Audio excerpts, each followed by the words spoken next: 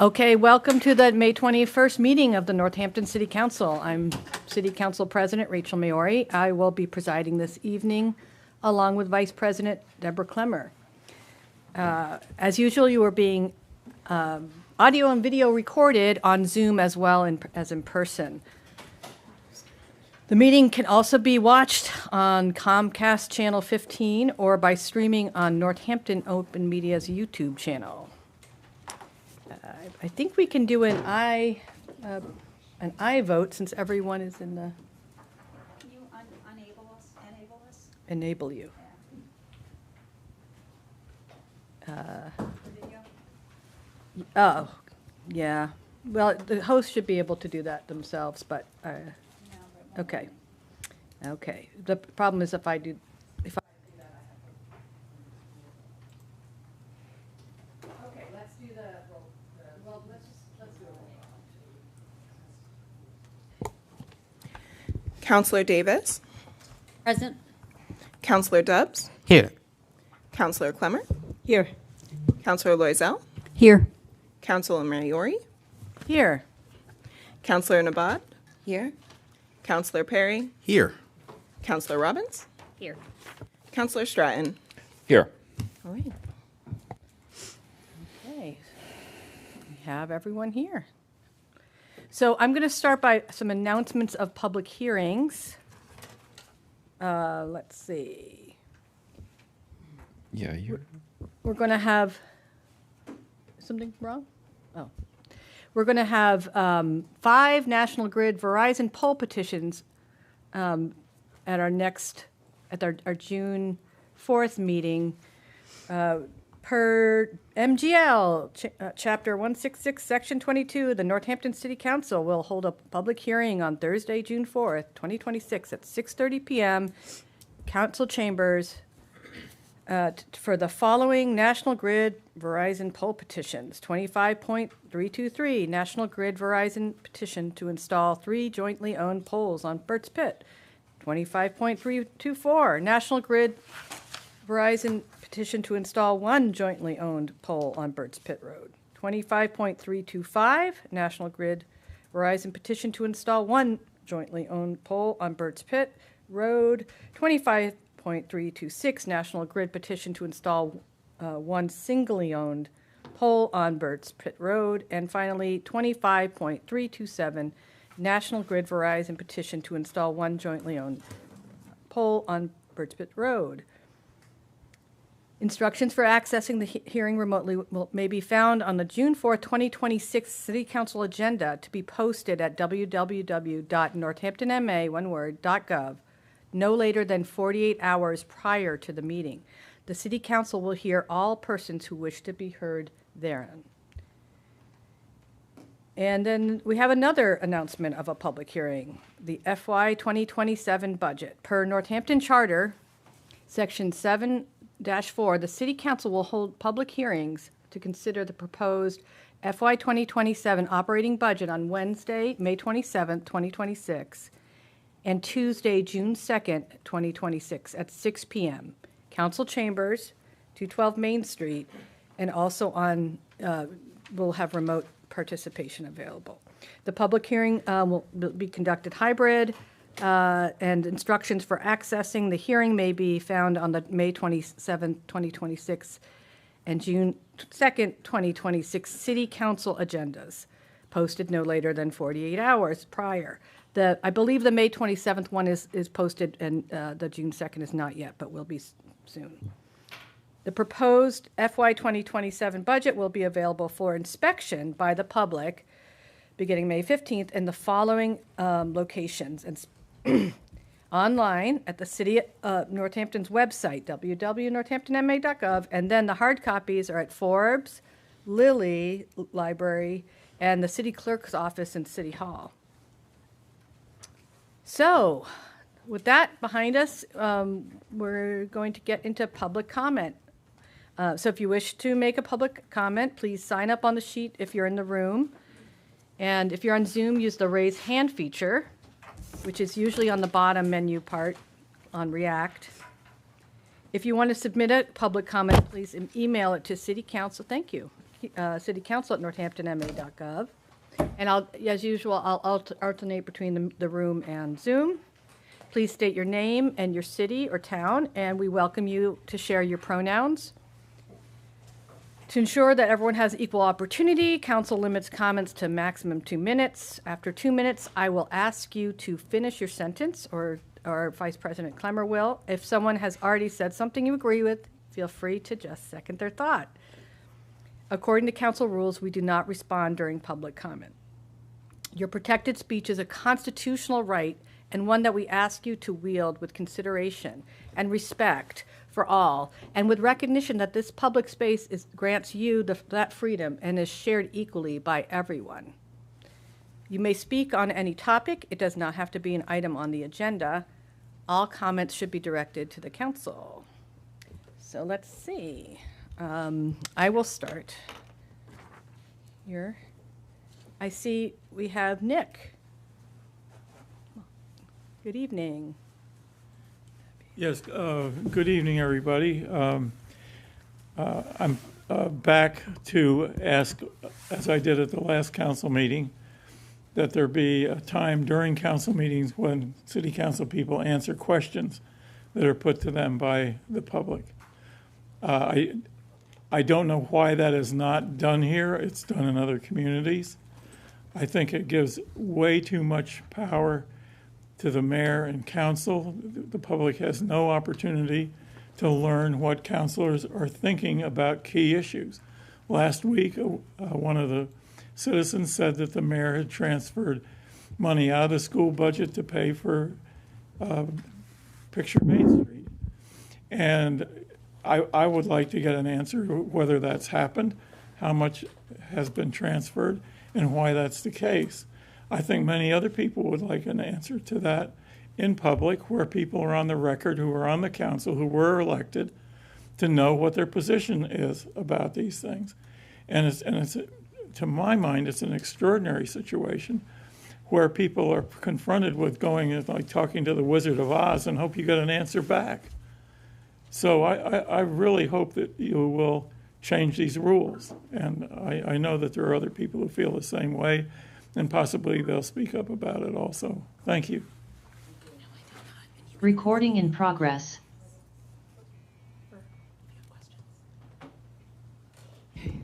The kids can surpass my silent.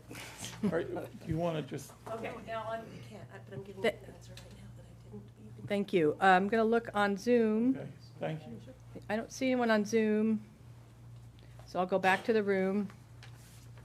We have Laura Belushi. Oh, here. Laura. I'll give you,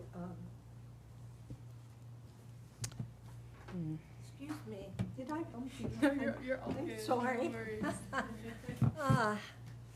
Good evening, Laura Belushi, Northampton, Ward 4. I'm here to speak about the presence of L3 military bomb maker nuclear weapons in the city of Northampton, nuclear-free zone that the city is. Probably a saying you've heard around, but I revved it up a little bit. L3 weapons, stop a beating heart. Okay, we care about kids, but some kids, I guess, are worth more than other kids, right? So L3, the U.S., L3 weapons support the genocide in Israel. Save the Children, wonderful, highly respected organization, right?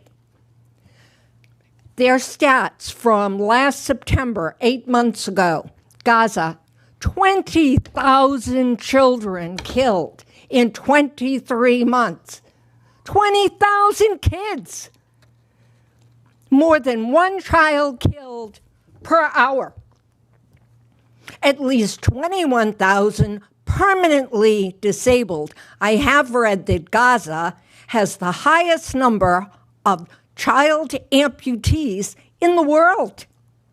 And when thinking about places like the war in Sudan and the atrocities in, that's that's just whatever. We are all complicit.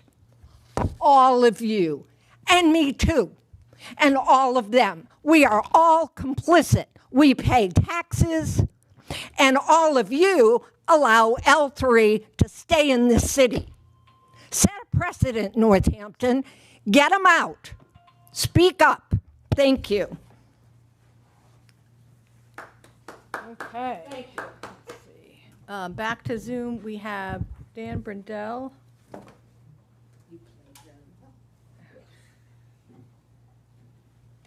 Hi, Dan, you should be unmuted. Hi, yeah. Hey, guys. Yeah, I can start with a previous speaker. My name's Dan Brendel. I'm in Ward 3, Northampton. There was an allusion to a revelation that happened 2 days ago when Picture Main Street presentation was done before the council by the mayor.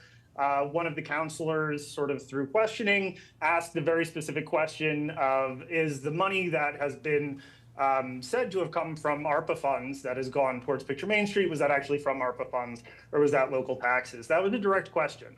The mayor didn't have an answer to that. The mayor did end up answering in the Gazette, although again, the Gazette called it Stratton's comment. This is, Councilor Stratton, this was a question during a questioning in a presentation that was meant for the council to ask questions. And so I do think that we deserve more direct answers to that. Members of this council, members of this new information hub have all challenged, again, Councilor Stratton on the $4 million quote that we've already spent that much on Picture Main Street. 3 of the 4 people who founded this new information hub nonprofit in conjunction with City Hall have over the past couple of weeks come at Councilor Stratton. Where are you getting that number from? Where are you getting that number from?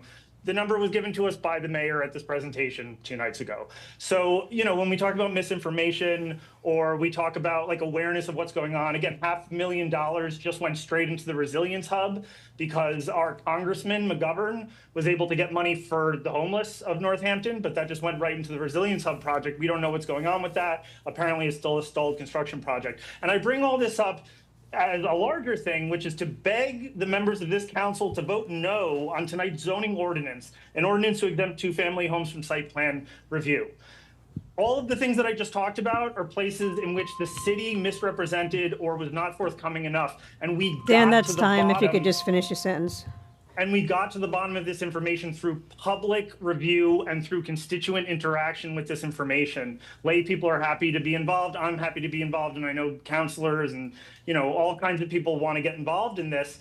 Please do not remove oversight from something as sensitive as residential zoning Dan, and that's building time. new buildings Please and wrap it up. development in the city. This is something that needs oversight and we shouldn't get rid of.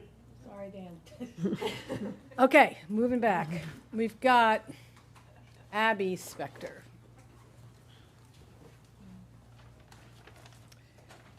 It's a long sentence.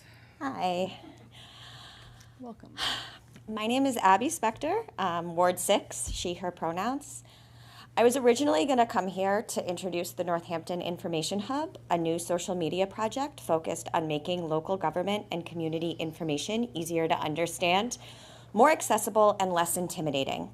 It's not a political advocacy effort, and we do not take positions or advocate for or against specific policy.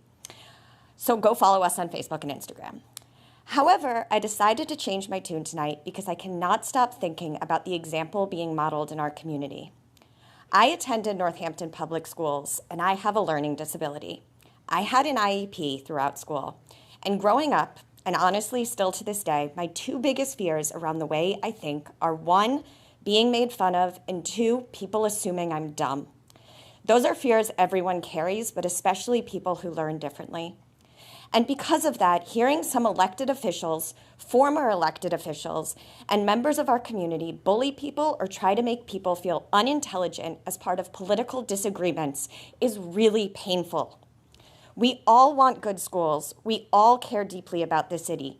But when conversations involving students, IEPs, and learning differences are happening alongside rhetoric that mocks people or makes them feel small, I think we need to ask ourselves what kind of example we are setting.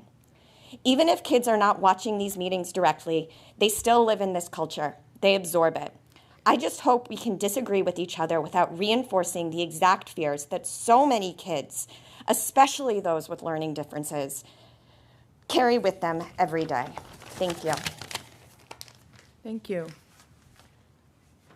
Okay. Let's see, any hands on Zoom? We've got Jen Neary. Welcome.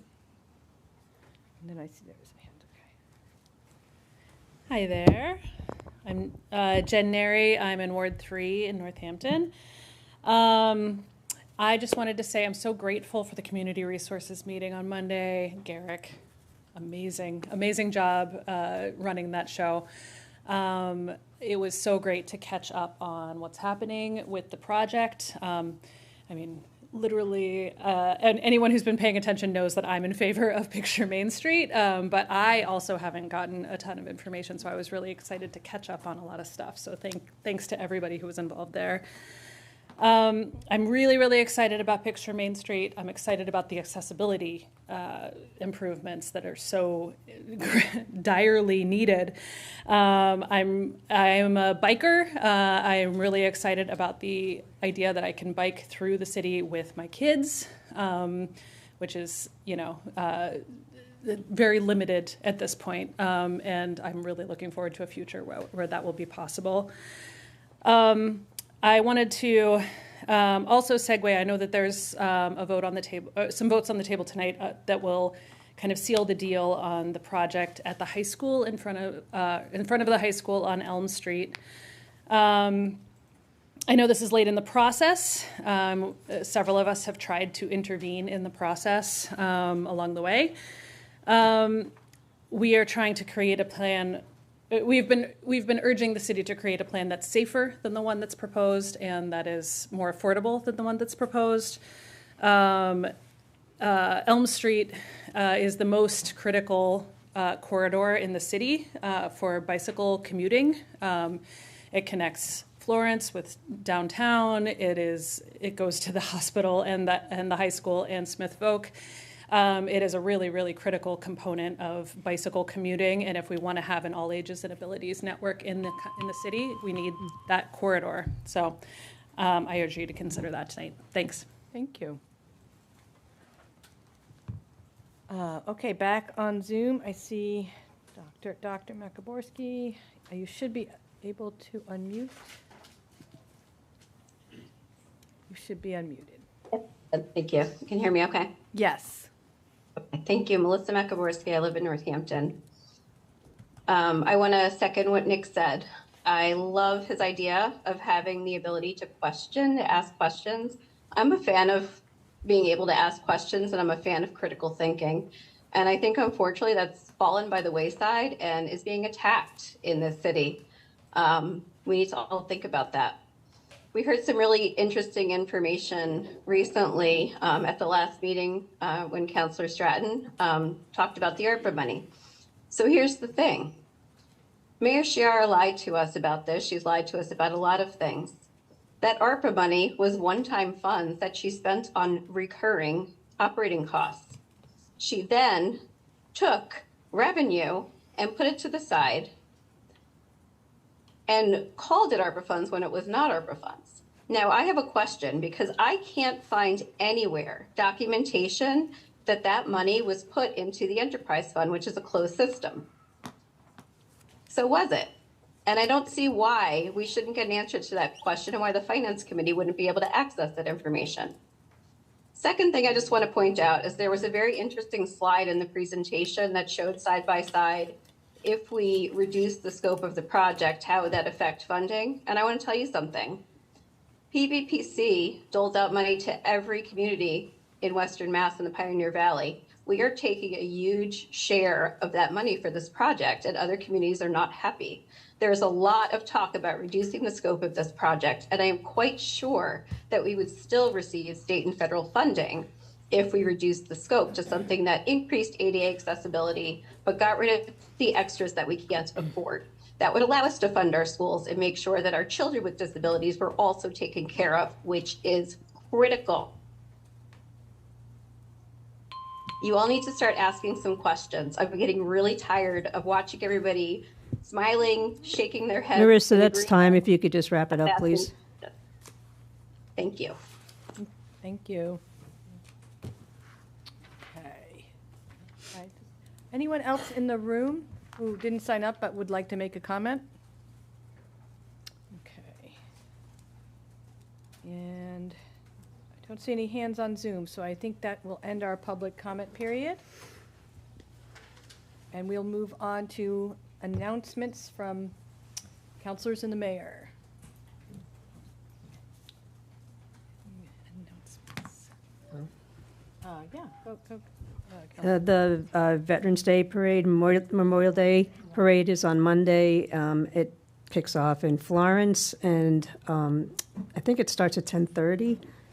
10. Yeah, hope to be there. It's a good one, and pretty powerful speakers, and nice little loop. So, yeah, please come out. Yeah. Go ahead. Good evening, councilors. Yes, that's the Monday Memorial Day Parade, 10 a.m. It steps off in Florence.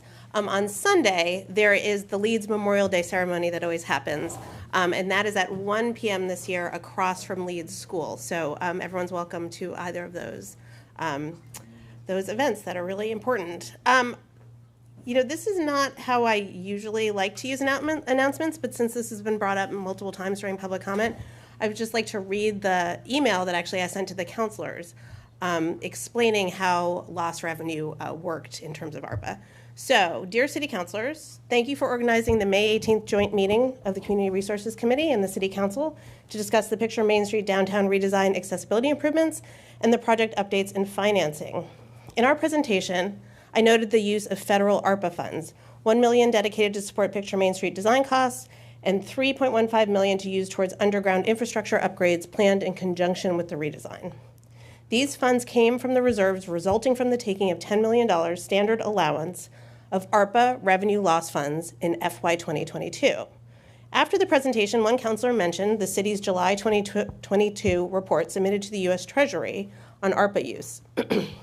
This stated that the city used the $10 million revenue loss for Health Department personnel services, Fire Rescue Department personnel services, and health insurance costs, and he asked how that correlated with the use of ARPA loss revenue funds for Picture Main Street related projects.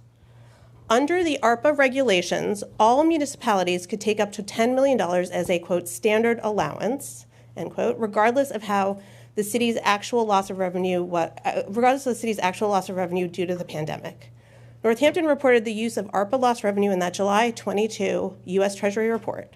That report was accepted and approved by the U.S. Treasury, and the city had a clean FY22 single audit on federal grants conducted by our independent auditor. The process of taking the standard allowance for Health Insurance Department personnel services, Fire Rescue Department personnel services, and health insurance costs resulted in an equivalent amount of $10 million added to that fiscal year's city budget year-end surplus. In Massachusetts, after review of the city's finances by the State's Bureau of Accounts, excess funds at the end of the fiscal year are certified as free cash, which is able to be spent on any lawful purpose, with the strong recommendation that, quote, as non-recurring revenue source, free cash should be restricted to paying one-time expenditures, excuse me, funding capital projects or replenishing other reserves, end quote. That's from mass.gov, their free cash document. Through fiscal year 2025, the city used funds from the free cash account that originated from the ARPA loss revenue standard allowance for various projects, including the Picture Main Street related projects mentioned above. The mayor's office routinely highlighted in financial orders, presentations, capital plans, and budget books when certain free cash originally came from ARPA loss revenue funds to make clear that the city was not locally generating unusually high amounts of budget surplus on a systemic basis that could be put towards recurring expenses, and also to highlight how the funds that were available because of the city's ARPA allocation were being used. Furthermore, the city's approach to managing its ARPA lost revenue funds has been per the Treasury Department guidelines, which has allowed us to maximize flexibility, protect those dollars from possible clawback attempts, and reduce the need for Northampton taxpayers to shoulder the cost of critical infrastructure projects. So I thank the council again for hosting that meeting and helping to educate the public, which I hope I also have done as well. Thank you. Thank you, Mayor. Okay. You have an announcement? Yes, I would like to thank the mayor for clarifying that the money in question is not actually federal dollars, but were local dollars that were displaced by the budget, from the budget, by the use of the federal dollars for a recurring expense. A very wise and legal move. I just wish it had been done a little more openly. And actually, I wish we continue that to another number of other categories of special purpose money. It's important to recognize that, as the mayor just told us, this money could be used for any legal purpose. And while there is a starting point of thought that it should not be used for recurring expenses, there is actually no law to that effect. Thank you. Thank you. Any other announcements, councilors? Okay, we're going to move on. So we have, so next we have presentations. First, we're going to start off with the FY 2027 budget message from the mayor.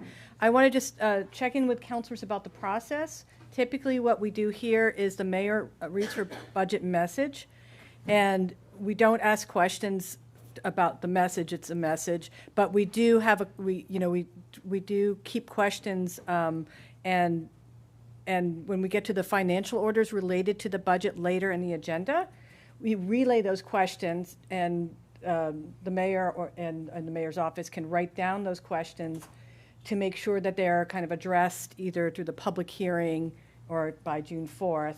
You can also email ahead of time the mayor's office with things you would like to see addressed at the hearings. So just keep track of your questions. And yeah, and okay, Mayor, we are ready for your budget message. Okay. Settle in, everybody. Yeah, thank you.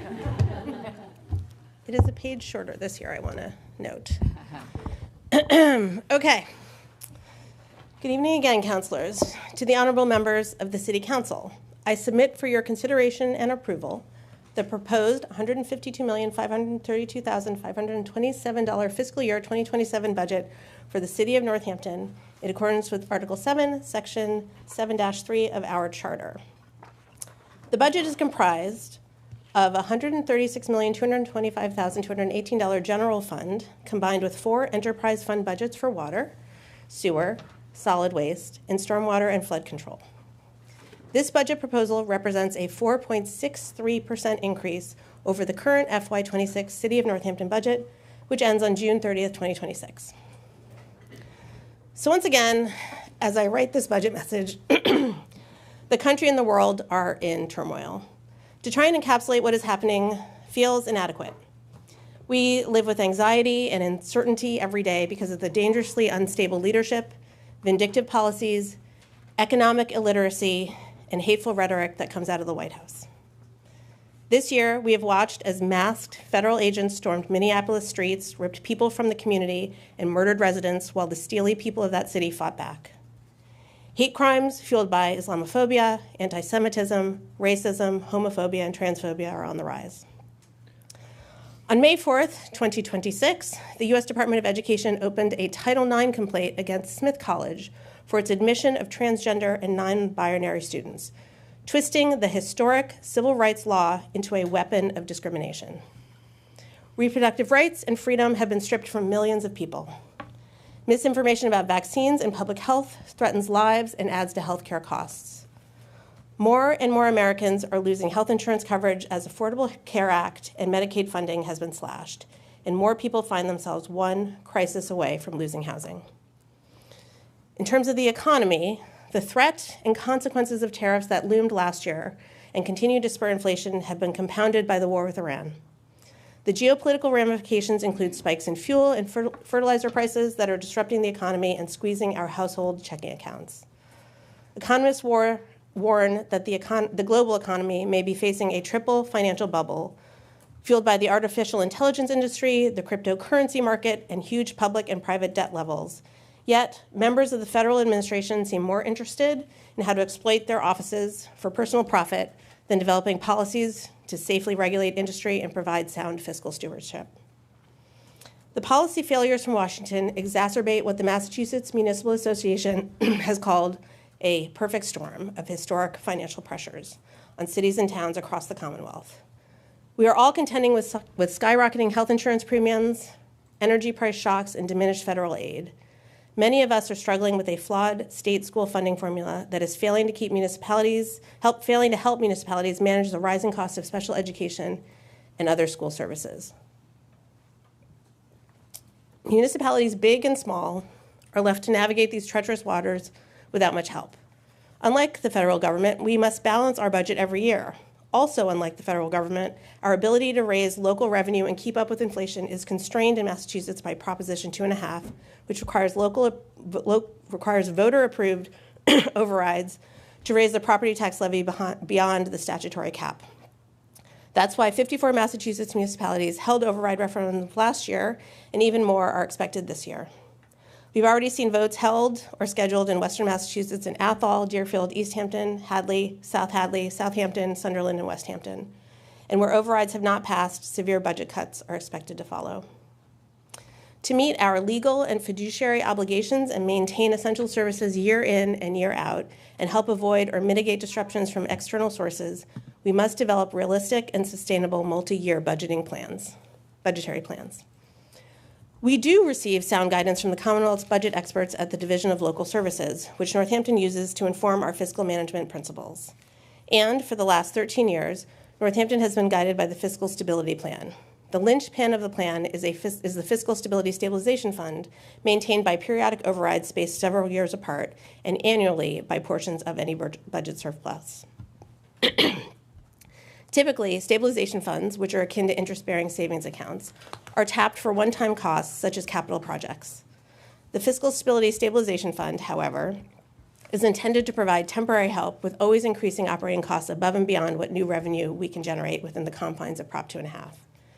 We monitor revenue and cost growth, and when the following year's projected deficit, which would then compound in subsequent years, would be too large to be covered by the Fiscal Stability Stabilization Fund, we ask voters to approve a reasonable property tax override.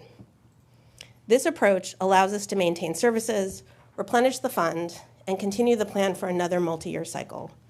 Voters ratified the plan with support for overrides in 2013 and 2020. The first override lasted for 7 years, 3 more than initially anticipated, and the second override is on track for a similar performance. During this period, we have not only maintained services, but also invested in our future. We have made record funding increases for public education, with staff levels the highest since at least 2016, and our student-teacher ratio, as defined by the State Education Department, is at a near record low. We're addressing the backlog of deferred maintenance, including record funding for sidewalk repairs. We stood up the new Climate Action Department, which is helping us identify and implement cost-saving energy efficiencies, including a major geothermal project for our largest building, Northampton High School. And to help manage the higher call volume that Northampton Fire Rescue has been responding to since the pandemic, we have hired 8 additional firefighter EMTs, which enables us to put another ambulance in service, and we have added a dispatcher. We also established the Division of Community Care, DCC, an unarmed crisis response team based in the Department of Health and Human Services. As of March 2026, DCC has had 13,029 engagements with community members in need and provided services to more than 1,600 people. After a coordinated effort with public safety, the DCC launched a partnership with the Northampton Public Safety Communication Center Dispatch in March 2025 to directly dispatch appropriate calls to DCC.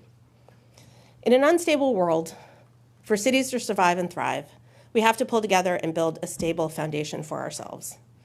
That includes managing our resources carefully, thoughtfully, and compassionately. The name, Fiscal Stability Plan, may sound clinical, but at the local level, we are all close enough to our government to know that a budget is not just numbers on a page, but people. Public servants who make sure that we have clean drinking water, educate our children, keep our neighborhoods safe, and make our lives not only livable, but enriched. Maintaining a stable budget is crucial if we are to continue to help each other make it through these difficult times, not just this year, but every year. So moving on to the section where we're going to talk about revenue. the city's total available new revenue for FY27 is $6,198,535, which is a 4.77% increase over FY26. To balance the budget, we are using an additional $1,940,348 from the Fiscal Stability Stabilization Fund. Local taxes, which are 67% of the city's revenue, are budgeted at $91,309,790.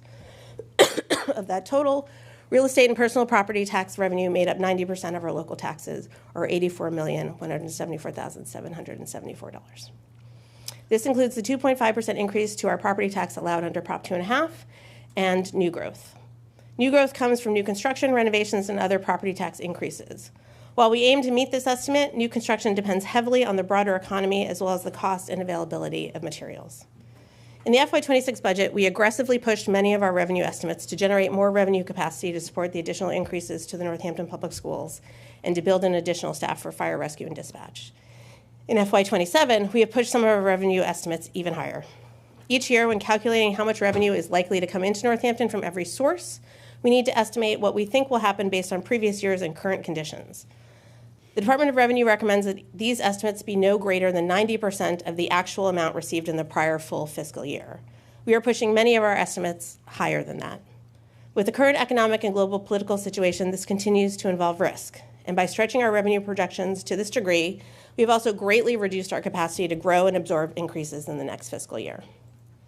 Of note, we are again increasing the estimated motor vehicle excise tax that we are using for the budget this year by $295,000 to a total of $3.55 million. This estimate is higher than the 3-year average, and this source is subject to market fluctuations, so we need to closely monitor it over the year.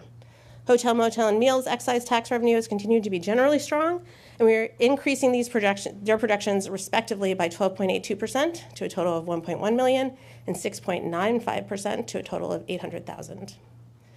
Cannabis revenue from the 3% local option excise tax on adult use sales is one of our revenue sources that supports the general fund. After declining for the 3 years following its FY 2020 peak, requiring an adjustment to revenue projections, revenue began to rebound in FY 24. In the current FY 26 year, the first 3 quarters have been lower than the previous year. As we've noted annually, this is still a shifting market. We have optimistically set this budget at $1,015,000, but this revenue source is an area of concern. State aid, which accounts for 13.5% of the general fund budget, continues to be flat or a decreasing revenue source for the city. Excluding offsets, state aid is estimated at $16,789,928 based on the House version of the state budget, which was the most current version available at the time of writing. This includes a $420,000 increase in Chapter 70 school aid, reflecting a welcome increase in the per pupil rate to $160 from the $75 proposed in the governor's budget. However, after accounting for state assessments and charges paid by the city, net state aid is projected to decrease by $312,974 compared to FY26. We'll continue to monitor the state budget as it moves through the conference committee and signing process and remain hopeful that the per pupil rate remains high with no further reductions. Charges for services, which account for 12% of revenues, are increasing by just over $1 million, or 6.62% over FY26, for a total of $16.47 million. The largest portion of local charges for services is a pass-through for Smith Vocational and Agricultural High School for their out-of-district student tuition. These funds go directly to Smith Voc to support its budget and are increasing by $399,030, or 3.98% in FY27. Ambulance revenues are the second largest portion of charges for services and are estimated to increase by 8.2% over FY26 to $3.8 million. Parking fund revenues in total, which fund the parking staff and system, are increasing by 15.1% over 26 for a projected $1,755,000. Licenses and permit projections are increasing overall by 8% for an additional $117,297 in revenue, which now pushes them to 93% of FY25 actual revenue. Once again, we are pushing our estimated revenue from investment income this year by 18%, following an over 1,000% increase last year. This provides $371,700 in additional revenue in FY27. This line saw a dramatic increase since the third quarter of FY23, when the city's treasurer collector astutely moved city funds into a new investment vehicle tied to the secured overnight financing rate, or SOFR. Before then, the city had earned an average annual of $200,000 from investment income. After moving into the SOFR account, that amount jumped to $1.1 million in FY23, then $2.6 million in FY24, and $2.8 in FY25. We are projecting that our interest income in FY26 will be around $2.5 million, so lower than 25. In FY26, we're already incorporated $1.9 million in additional revenue from this line to support the increases in MPS and fire rescue. So this revenue source has greatly contributed to our ability to balance budget increases in the last couple years and stretch the time after the implementation of the previous override in FY22. Investment income is tied to interest rates and is an inherently fluctuating revenue source. Assuming that continued investment returns in a volatile market can be relied on to balance the budget carries inherent risk. The Federal Reserve has cut interest rates 6 times since September 2024, and the interest rate in the SOFR account has dropped from 4.92% in 24 to 3.3% today. Additionally, this income is tied to the cash balance earning interest. As has been explained in the last few years with the influx of American Rescue Plan Act, ARPA, federal pandemic relief funds, our balance had increased while the appropriated ARPA funds were being spent down according to the federal timeline. Due to these factors, returns declined in FY26 from the high seen in FY25, with $2.45 million budgeted for FY27. We will continue to monitor this revenue closely as we anticipate limited growth in the coming fiscal year. Additional details about this FY27 budget's revenue estimates and previous fiscal year's estimates or actual revenues are in the revenue section and summary following the table of contents. Moving on to expenditures. The choices in this budget determine the level of services we provide and how we share the cost of those services as a community. In creating the city budgets, department heads were directed to build in the contractual increases for personnel services, or PS, according to the collective bargaining agreements with the city's unions. The City of Northampton has 7 collective bargaining agreements covering city employees, 6 for MPS employees, and 2 for Smith Folk and Agricultural High School employees. And collective bargaining is not just a legal requirement. It is an important process that ensures the city and its workforce work in partnership to meet community needs. For operations and maintenance, or OM, department heads were instructed to level fund those lines as much as possible unless contractual increases were required. Throughout the year, we have asked departments to look for any efficiencies and ideas for restructuring. Finance Director Nardi and I then further reduced whatever OM lines we could to shave down the deficit. I'll highlight the most significant changes, and as always, I encourage you to read the departmental narratives, which detail highlights of work from FY26 and information about upcoming priorities and plans for FY27. Education, public education is the bedrock of a strong community and a thriving city. And a city with a strong school system that provides equal and equitable access to education to all of its residents is a city that will keep families from generation to generation, as well as attract new families every year. With a stable or growing population, a city ensures a solid tax base that sustains all public services and a strong customer base for our city's local businesses. In other words, a well-supported school system is not just important for our children's future, but for the overall health of our community. Despite the many fiscal pressures that we have faced over the last 5 years, I'm proud that our FY27 budget continues our record string of annual funding increases to the Northampton Public Schools. Our base budget appropriation is $46,599,217, in line with the level service budget created by Superintendent Portia Bonner with an increase of $2.96 million. Excuse me. This is a 6.79% increase from last year's base budget, marking the 5th consecutive year of increases for MPS of more than 5%, something which has not happened in at least the last 50 years. The MPS budget is further augmented by $166,666 from the remaining gift from Smith College and the Medicaid reimbursement amount from the Special Education Stabilization Fund of $235,311. This leaves an additional $114,689 available to be used from the fund if needed during the school year. Public education represents the largest portion of the general fund expenditures at 43.52%. When we include the additional education costs borne by the general fund, such as charter school sending and out-of-district school choice tuition, and fixed employee benefits for insurance and retirement, the total share of the general fund devoted to education rises to 57%. Since I became mayor, the annual NPS appropriation has increased by 40%. And we can see the positive impact that investment has had on our school community. We are better compensating our hardworking union staff through contracts negotiated in 2022 and 2025, and we have hired more staff. As of FY26, the number of MPS staff positions as measured by full-time equivalency is 574. That's a record high going back to at least fiscal year 2016, when the number was 510. While over-reliance on non-recurring revenue sources during the pandemic led to a disruptive reduction of teaching positions in FY25, we were able to regain some of those positions for this school year, and now the student-teacher ratio, as determined by the state's Department of Elementary and Secondary Education, or DESE, is at a near record low of 10.5 to 1. This is down from 11.3 to 1 in FY22 when I first became mayor, and from 13.4 to 1 in FY 2014 at the onset of the fiscal stability plan. The only year it was lower of the last 20 years was FY24, when it was 10.4 to 1 instead of 10.5 to 1. And our competitive position to neighboring school districts has grown stronger, making us more desirable to new families and with young children. The best way to compare municipal spending between school districts is to look at a district's net school spending as a percentage of what the state's education department determines is the minimum that particular district needs to spend. In FY23, Northampton's net school spending was 133% of the state-determined minimum.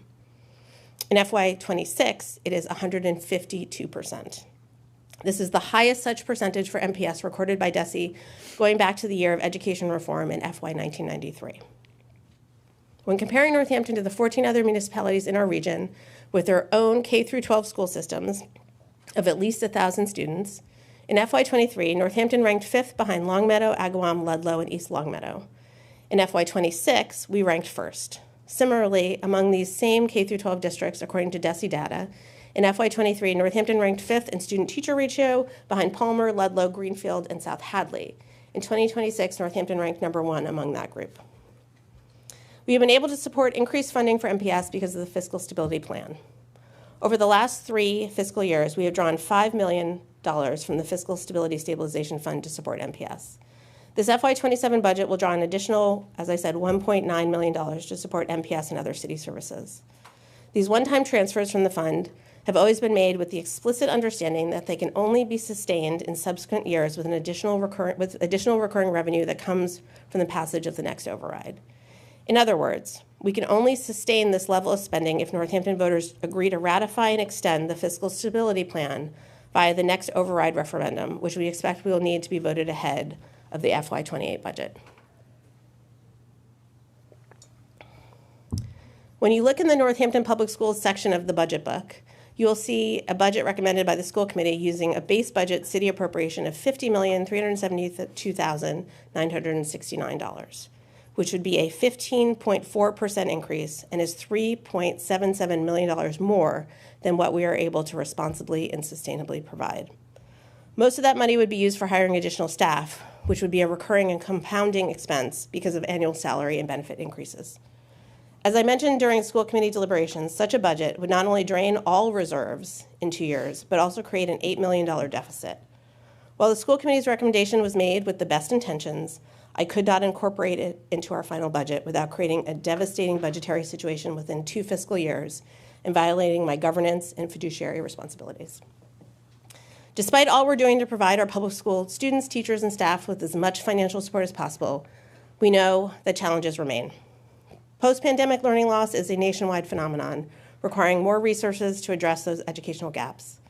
Special education needs are growing, and we must meet our moral and legal obligation to all of our students.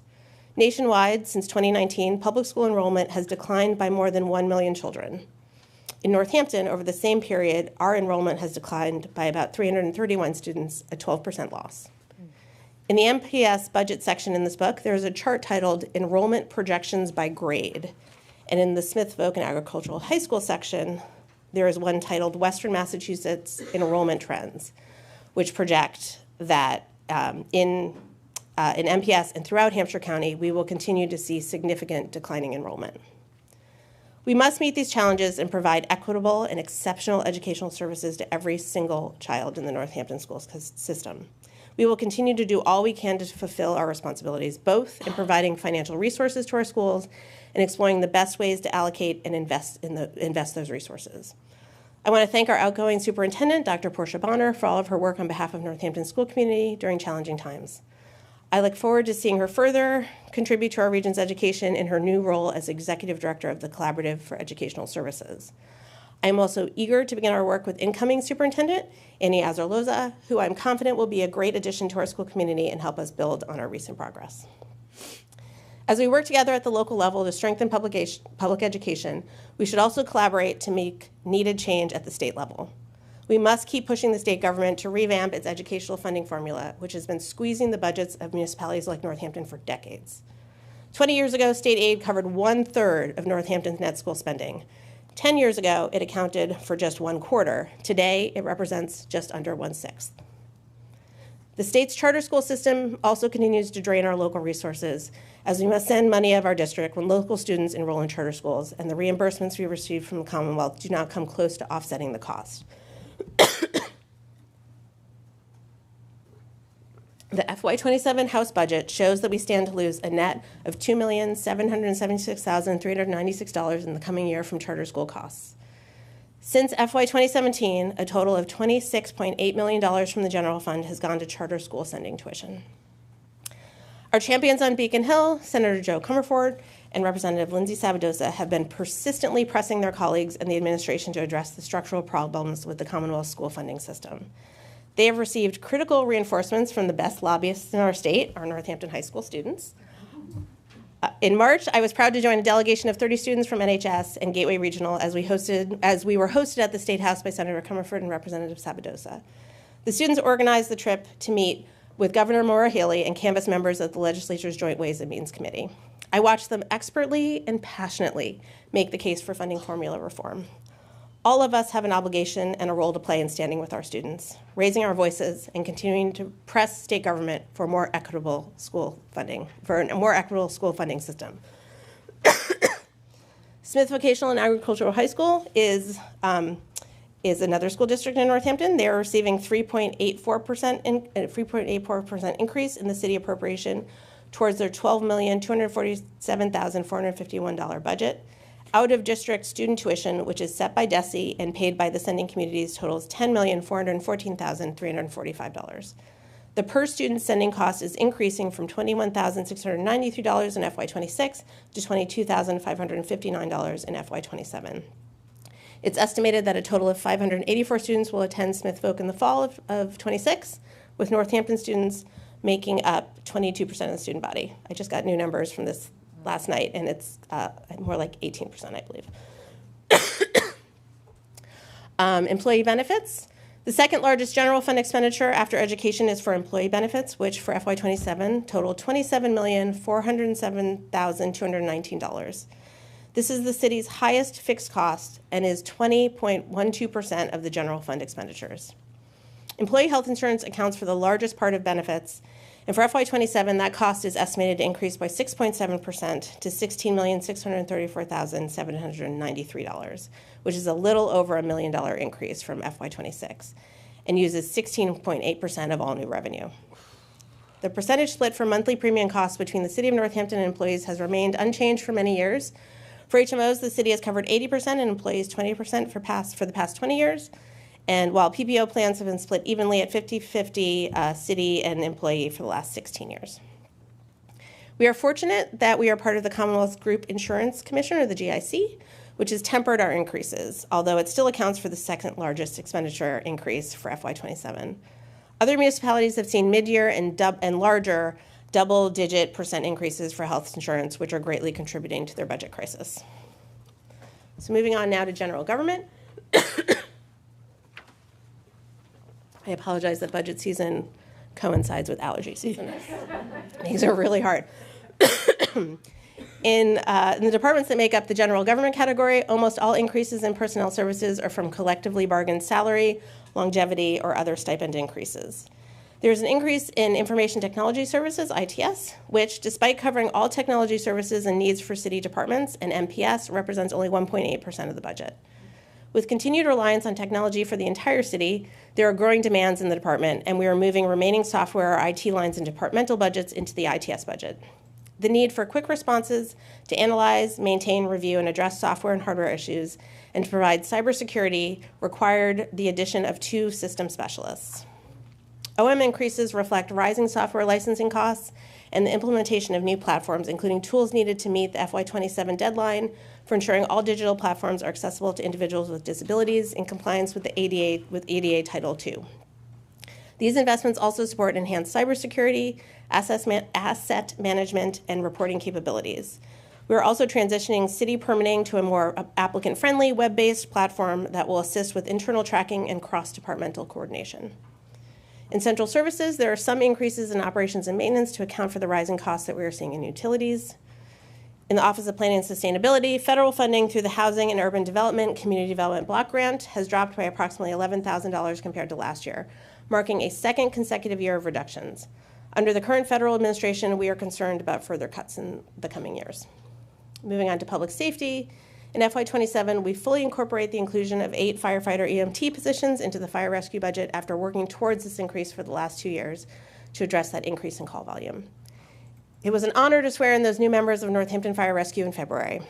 The federal FEMA grant that we had applied for to assist with funding these additions for the next 3 years was unsuccessful, and is another clear indication that the federal government is not a partner with our city under the current presidential administration. Moving to Health and Human Services, the Department of Health and Human Services, DHHS, continues to have success in securing and maintaining grant funding. However, the current federal notices of funding opportunities now include requirements related to enhanced enforcement activities, restrictions on service eligibility, or approaches that conflict with the city's longstanding commitment to serving vulnerable populations through supportive, public health-oriented strategies. Therefore, there have been fewer federal funding opportunities that have aligned with the city's values, service philosophy, or our evidence-based approach to community health and safety.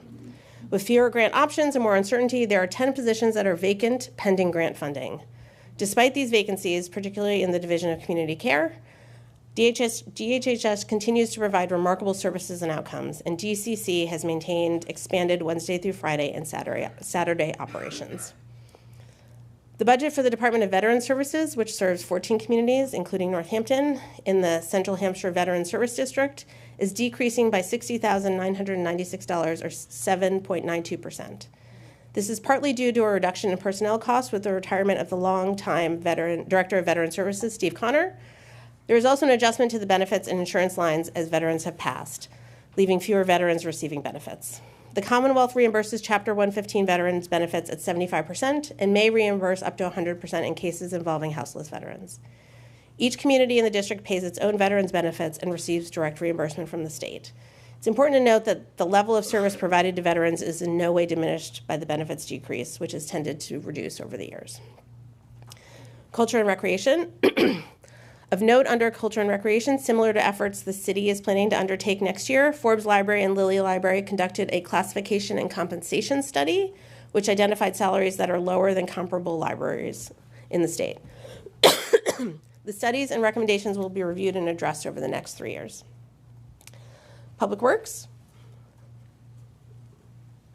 For the Department of Public Works, so DPW, despite a settled collective bargaining contract, we continue to have staffing shortages similar to the communities around us. This past winter had the largest snowfall in the last 10 years. Director Lascalia and her team worked around the clock to clear streets while also keeping up with the maintenance and operations across all DPW divisions. In FY26, we spent $1,155,571, or 231% of the snow and ice budget. This line is the only expense budget that may legally be overspent throughout the year, and this overage will be addressed with a transfer at fiscal year end by a vote of the City Council. The 4 enterprise funds, water, sewer, solid waste, and stormwater and flood control, remain largely level funded and self-sustaining. The reserves in these funds will be used to support the operational and capital project budgets for each utility. The increase in the sewer enterprise is for the debt service for the wastewater treatment plant phase project and is being covered by the sewer stabilization fund. As the costs of trash and compost disposal have grown, the solid waste enterprise is continuing to operate at a small deficit, which is being filled by retained earnings. There are no increases to the water and sewer usage rates or base charge in FY27. The Coca-Cola bottling plant, which has represented 25% of the water and sewer enterprise revenue, is at this point operating, operating at roughly 1/3 of its capacity, and has stated that it will further scale down production this summer. The latest projected termination of Coca-Cola's operations in Northampton is at the end of calendar year 2026. The base rate fees that were increased in FY24 are what are keeping the water and sewer enterprises balanced, as there has not been an increase in usage rates since FY 2020. This month, my office and our state legislators brought the new Secretary and Undersecretary of Executive Office of Economic Development and the representatives from the Healy Driscoll administration and Congressman McGovern's office to tour the Coca-Cola plant. I continue to work closely with our state and federal partners to advocate for a sale of the building to another user that will support our enterprise funds and contribute in a positive way to the city. So, in conclusion, Northampton's FY 2027 budget reflects the city's ongoing commitment to providing excellent services, supporting public education, advancing climate action, maintaining financial discipline, and investing in our employees who make this essential work possible. Every dollar has been carefully considered to meet current needs while preserving Northampton's long-term stability. We preserve stability by adhering to our fiscal stability plan, which began in FY 2014, when our reserves were depleted, school funding had been erratic, and deferred maintenance was piling up. By only tapping reserve funds for rising operational costs strategically with the plans to sustain higher levels of spending with periodic property tax overrides, we have been able to do more than just balance the budget.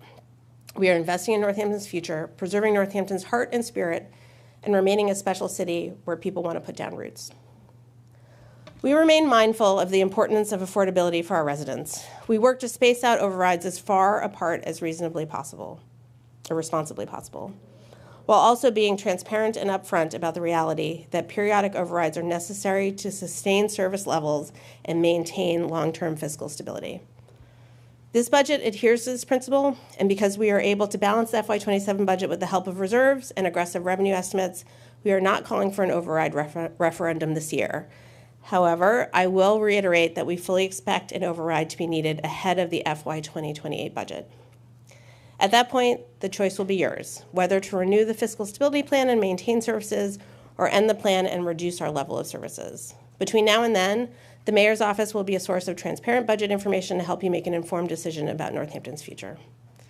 As we approach the next phase of that plan, we need to take a careful, shared look at our finances to make sure everyone understands what is driving our costs, what we can reasonably expect in revenue, and what it takes to sustain the level of services our community relies on. That includes being honest about the balance between maintaining those services and keeping Northampton affordable, particularly for residents on fixed incomes. To support that effort, I'll convene an override public advisory committee. The committee will include elected officials, financial staff, and community members, and will review revenues and expenditures and help align our community's priorities with what we can sustainably afford. The goal is straightforward: to lay out in plain terms the choices in front of us and what they mean, so that when Northampton voters are asked to make a decision, they can do so with a clear understanding of the impacts. Northampton's fiscal stability plan has always been about planning ahead, not reacting in crisis. Right now, we are seeing many of our neighboring municipalities not only grapple with how to address big projected deficits in the coming fiscal year, but also how to plan beyond the coming fiscal year to avoid sudden financial crises. That is what our fiscal stability plan is designed to do. Because we have stayed committed to that multi-year approach, we will begin our discussion from a stronger position than many of our neighbors. A fiscal management strategy that generates enough resources to support strong schools, reliable public safety, and a solid infrastructure while also being mindful of affordability is an ongoing challenge. However, it's a challenge that I believe has been met to the best of our ability with the help of our financial team, our public employees, our elected officials, and the communal spirit that is Northampton's hallmark. Not every department is discussed in this budget message. As I've focused on the most significant budgetary changes, I again urge you to read the budget narratives and to ask department heads about their important work during budget hearings. To adequately talk about every department and both the school districts and the services they provide for the functioning and well-being of our city, and the expert and dedicated way that they provide them would fill volumes. I thank all of the department heads for their work while creating this budget and throughout the year. I am endlessly grateful for their professionalism and commitment and that of their hardworking staff. To serve the city of Northampton alongside them is the great privilege of my position, and I thank them. Special thanks to the mayor's office staff, mayoral assistant, and LGBTQIA+ executive office liaison, Sydney Fahey, mayoral operations manager, Annie Lesko, chief of staff, Alan Wolf, and finance director, Charlene Nardi. The people in the mayor's office work extremely hard every day to manage daily requests from residents and work with constituents on often complex issues, resolving them with professionalism and care. They work with businesses and community organizations, coordinate city communications and media relations, support economic development and key partnerships, and oversee licensing and the License Commission. They write and manage grants and produce the capital improvement plan, the city's annual budget, and oversee all financial departments and processes. They also lead policy development and legislative advocacy, maintain close working relationships with state and federal elected officials and agency partners, and coordinate citywide initiatives. And they provide me with the most gracious and dedicated support in my role as mayor. They are a remarkable team, and it is my great fortune to work with them. I didn't know she was going to be here when I wrote this, but I want to give very special thanks to Sydney Fahey, who is leaving her work for the city next month to go to law school. Sydney does incredible work to make the budget book come together, and she has been a tremendous asset to our office and to the community. She will be so missed in the mayor's office and across the city, and I wish her all the best in the great things she will do, and I'm incredibly proud of her. As always, the City of Northampton and I owe great thanks and appreciation to Finance Director Charlene Nardi. It is hard to express in words the amount of work involved to put together a 9-figure budget encompassing more than 20 departments and 2 school districts. To do it with care and compassion, knowing that behind every number are people whose livelihoods and education depend on a sturdy fiscal foundation, requires not just a good head, but a good heart. The budget process is a team effort, and many people play important roles. However, Charlene shoulders the most during the budget process, and she does it with grace and aplomb. Lastly, I thank the City Council for your service to our city. These are not easy times, and this is not easy work. Your public service is greatly appreciated, and I am personally grateful to do this work with you for our city. I look forward to working with department heads throughout the budget process to answer questions and provide additional information as needed. Respectfully submitted, Jean Louise Shara, Mayor of Northampton. Thank you, everybody.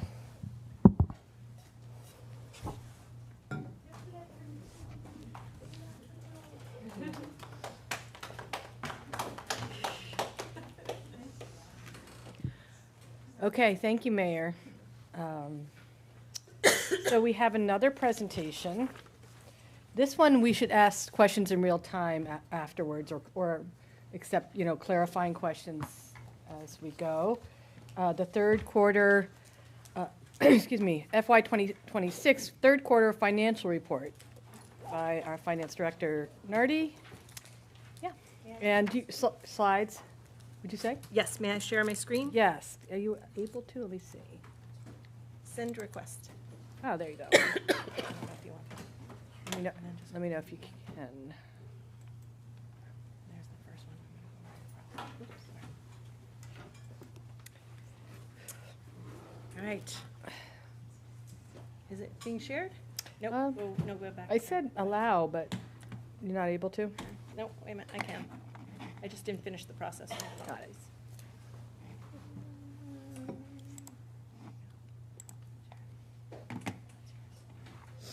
Okay, good evening, everyone. Tonight I'm here to talk about the third quarter finances for the city for FY 2026. We are 75% at this time, March 31st, 75% through the year on these reports. If you look at the column to the far right, it's the percent column that shows how much we have actually collected of our revenue, and the second column to the last shows you the remaining revenue. If you see a positive number, that means we've collected over our over our projected amount. If it's a negative number, we still have funds to collect. So starting with personal property, we are at 72.1%, which tracks and is slightly lower than FY 2025 by 3%, but we're still on target. Real estate is at 73.6% and is right in line with the prior 3 years. And again, I just want to remind folks, I mentioned this at the second quarter, your first two bills of your real estate bills are estimates. So you are paying a larger proportion in your third and fourth quarter bills, and that's why we're below the 75%. And you will see it all catch up when we are on the fourth quarter, in the fourth quarter. Motor vehicle excise at $2.7 million is at 83% of the $3.2 million budget. We have collected the bulk of the motor vehicle excise, but are $551,000 short of the projection, which is about the same we were last year. Funds do continue to come in throughout the end of June. And just a reminder, we increased this budget line by 9% in FY 2027. The hotel motel revenue is at $841,000, and it is exceeding the budget estimate at 86.3%. It is below this same time last year by about $25,000, almost $26,000. So not a huge amount, but we are lower than last year. So I just wanted to mention that. We increased this budget projection by 11.4% over last year, and we increased it again in the FY27 budget by another 12.82%. In the future years, I don't see us being able to rely on these sizable increases to support budget increases. Meals revenue at $649,000 is at 86.9% and is exceeding projections. It is $34,000 higher than the same time last year. And the reason I share that dollar amount from last year is because when we talk about an increase, I mean, we're talking $25,000 less or $34,000. I mean, it doesn't seem like a lot, but that's not a lot of space for us to use in future for our revenue. Cannabis revenue at $673,573 is right at 75% of the projected budget. As the mayor mentioned, this is $209,000 less than the same time last year. So we are tracking more like it is FY 2024 than we did in FY 2025. So as the mayor said, we are watching this. We did increase this in FY 27 by 13%. So with the hope that it will rebound, but that's something we really got to look at as we continue throughout the year. Pilots, payments in lieu of taxes, which is the middle section on page 1. These are the payment in lieu of taxes. As I said, the amounts are estimated in the spring, but invoiced and spelled out based on signed agreements and calculated using the most recent assessed values and the tax rate set in the fall. This report is as of 3/31/26, so it isn't showing all the payments received. We will have all of them by the end of the year. If you go to the bottom of page 1, top of page 2, collectively, the third quarter parking revenues are at $1.4 million, or 96% of the budget projection. However, the dollar amount is, again, $25,000 less than where we were at the same time last year. We increased this revenue projection in FY26 by 18.8% and by an additional 15% for FY 2027. Again, we won't be able to have sizable increases like this year after year. We can't increase revenues by this amount. We just don't have the space in our revenue generation. Again, in this category, all revenues above the projections go directly to the parking system. So as we increase the revenue projections in this line, we have less and less to support the parking maintenance system as a whole. Ambulance services is at 81.7% of the budget revenue. It is at $2.87 million. It is $51,279 less than the same time last year. This revenue source seems to be leveling off, as the mayor noted in call volume. So we've increased this budget projection in FY27 by 8.1% or almost 8.2%. So again, future increases from this line are expected to be less as we reach the peak of the revenue. Charges for services, the end of page 2. If you remove Smith vocational tuition or expenses, we are at 111% in this budget line. And that's $43,000 over budget. Licenses and permits, next page. We are at 65.6% of the category budget projection. This is $357,000 less than the same time last year. Most of this, it's from the building permit categories, and they are significantly down from FY 2025. We did increase this line in FY 2027 by 8% over FY 26. And in speaking with the building inspector, our permits are down by 200 from the same time last year. And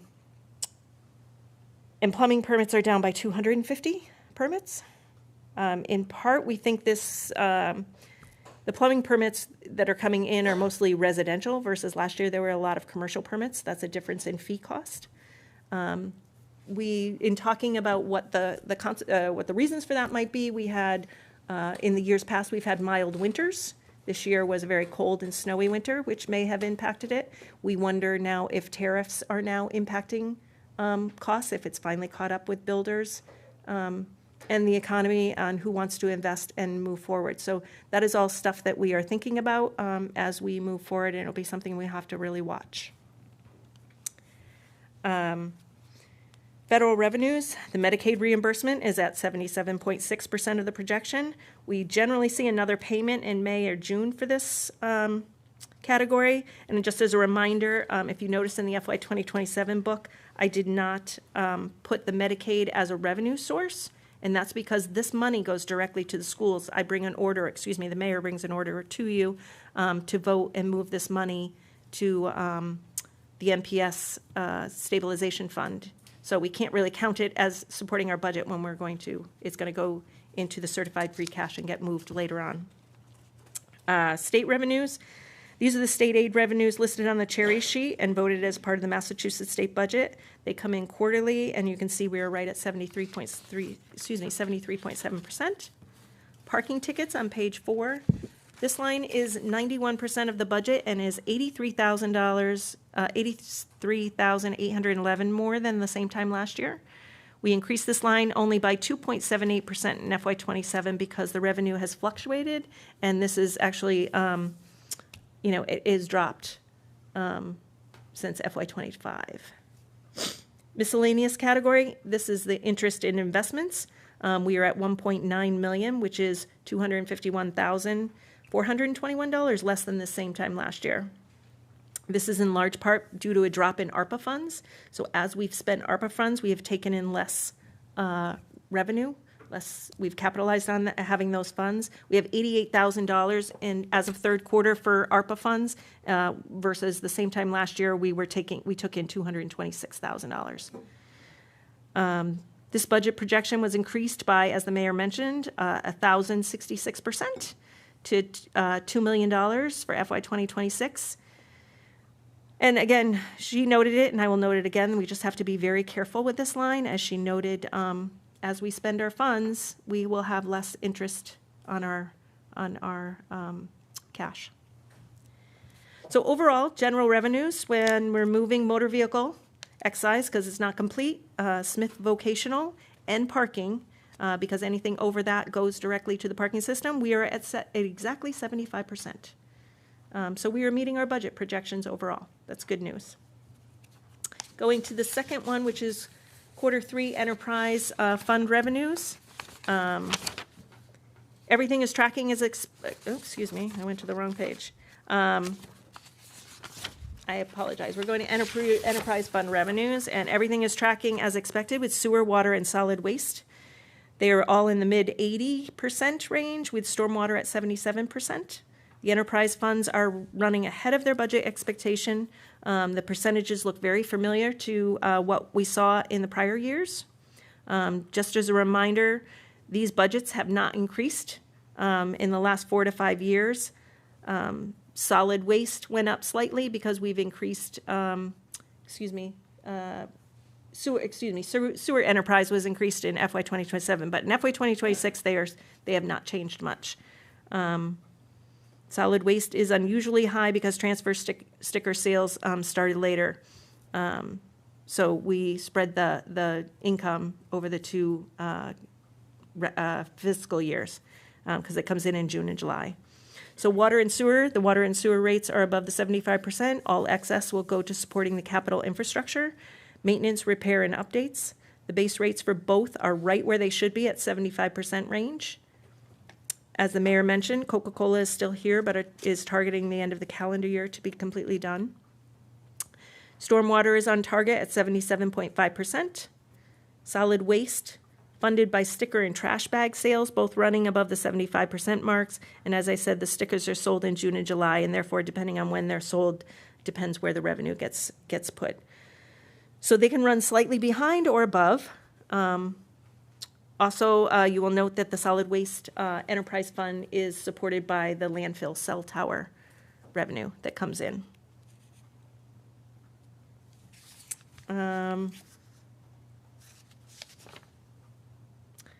Looking at the next one, the general fund expenses.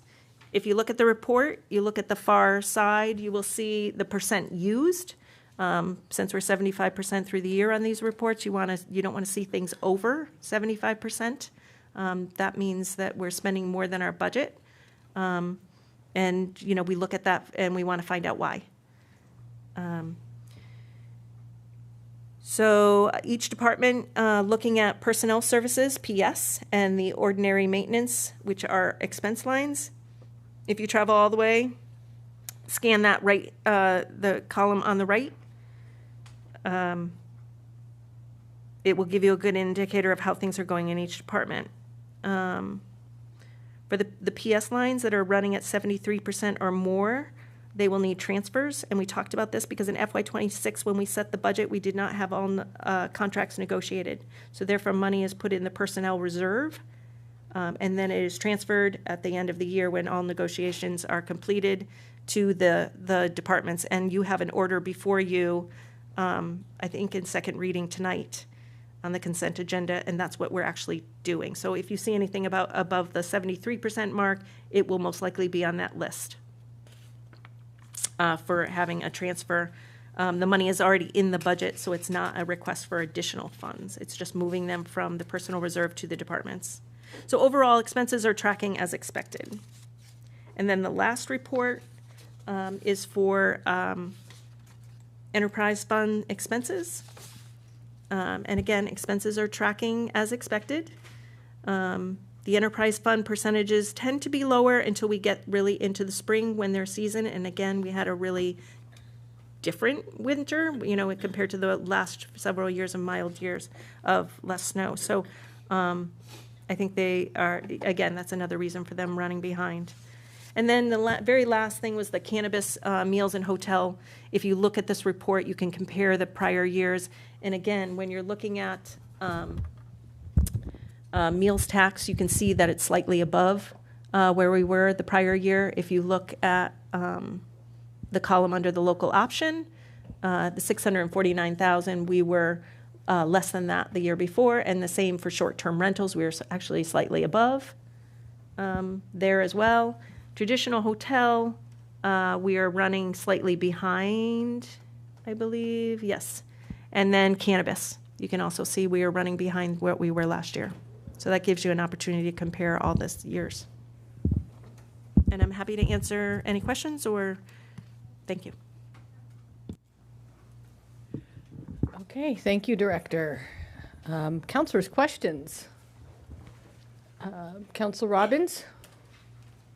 Put my glasses on. Thanks. It's really nice to be led through it. And, the numbers generally do look pretty good. One question that I did have was on the encumbrances. So I think it said that they're like 45.2 million in encumbrances, and what happens to those? So you talked about the personnel. There is a personnel. I guess I have two questions. You also talked about unfilled personnel positions are in the budget. We talked about that a little bit earlier. If they're not filled by July 1st, is that the money that then will go back into the general fund or free cash? So I'm looking at page 8, number 930. Yeah, page 8, right.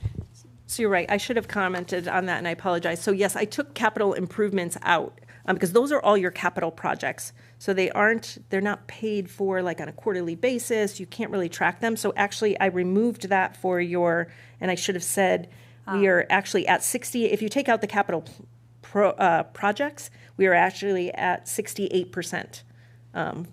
So 75% through the year, we're at 68%. The reason we are lower in some cases is because we do have vacancies, As the mayor noted, we continue to have vacancies in the DPW and enterprise. So those vacancies, every year, in order to balance a budget and to be able to hire people, you must budget the funds. So for a position, I have to budget, unless it's for a grant, or paid for by a grant. But if it's going to be paid by city, then it must be budgeted, must be in the budget book. We have to actually have the money available. And if we are unable to hire during the year, then that money actually gets processed. It's considered a turnback. And then it gets processed through the certification for free cash. Okay, so it could stay with the department, or it could come back into the general fund? It stays with the department till the end of the year. The end of the year. And what about the outstanding encumbrances? Those are monies we haven't spent. So the encumbrances for the capital plan on page 8, the 45 million that you talked about, those are all the projects, those are all the capital projects that you have voted over the years that are ongoing. So encumbrances, so every year there is a process. We actually roll over what we call encumber all of that money. So if I have a project that's $1 million and I've, it was voted in March and I've only spent $250,000, I will encumber $750,000 so that I can use it the next year. And then if I've only spent it, say it's for vehicles that take now 18 months to 24 months to come in, I may have to encumber it again. So that's all money in a project that's been allocated to a project that's ongoing. So that's part of the capital plan. That's why I kind of remove it, because it skews the percentages. So is that what Dr. Reel was talking about with the chair cushions? When he said that he found some money under chair cushions in order to provide? No. No, okay. No. So these are all like the capital projects in the capital book where we listed all the projects and things that were happening. This is all the money that you allocated for those. And the encumbrance just means that we did a process of moving it so it can happen to the next year. So that what you're seeing is what was moved from last year to this year. So usually it's just a matter of a couple of years that they sit there? It depends what the project is. It really depends on how long the project takes. Some design projects take a long time. Okay. Fire truck, yeah, we're still waiting for that 1.1 million fire truck to come in. Thank you.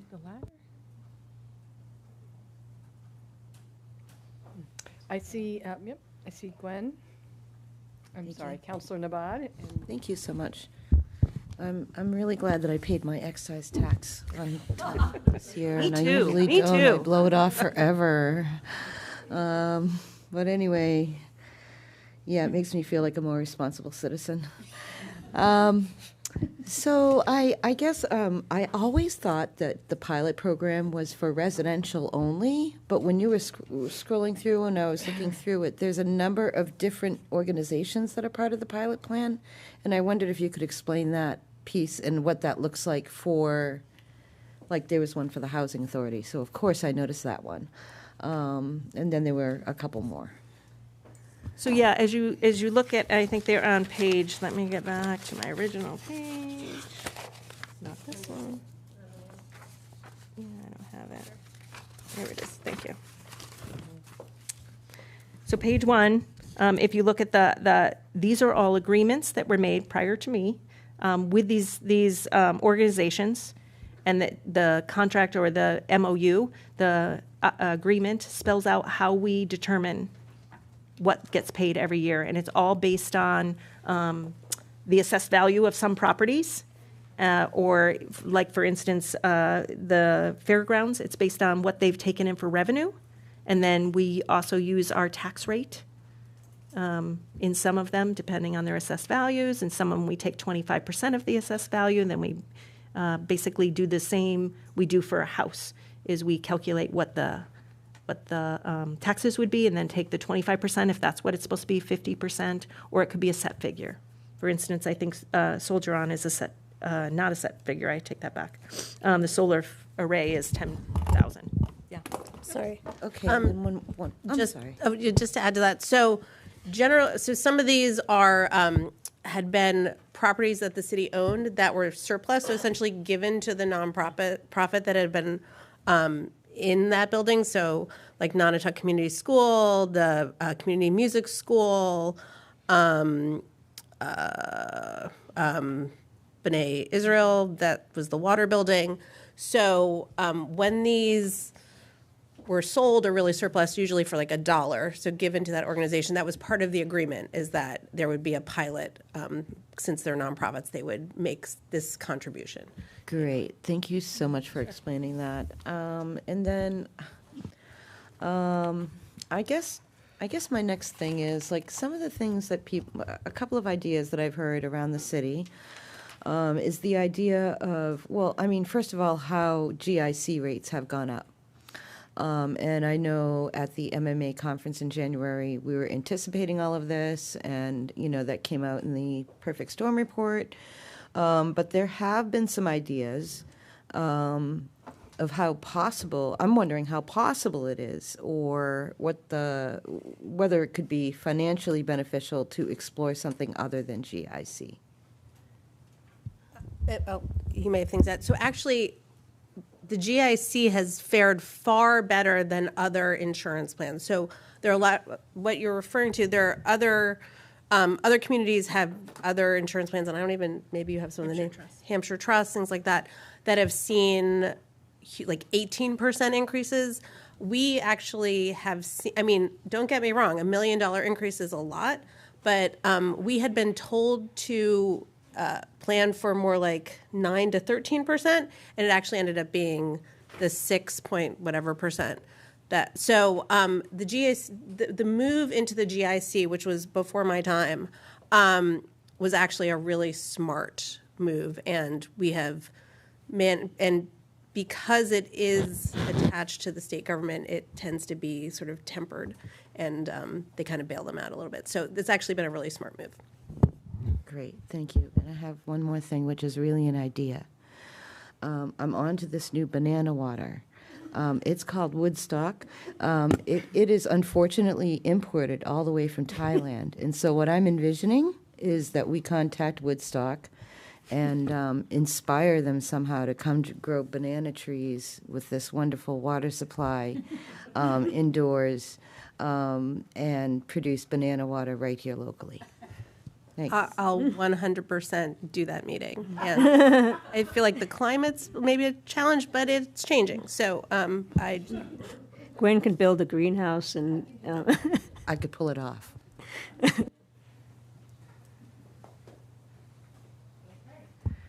Councilors, Councilor Stratton, then Councilor Loisel. I have a few questions.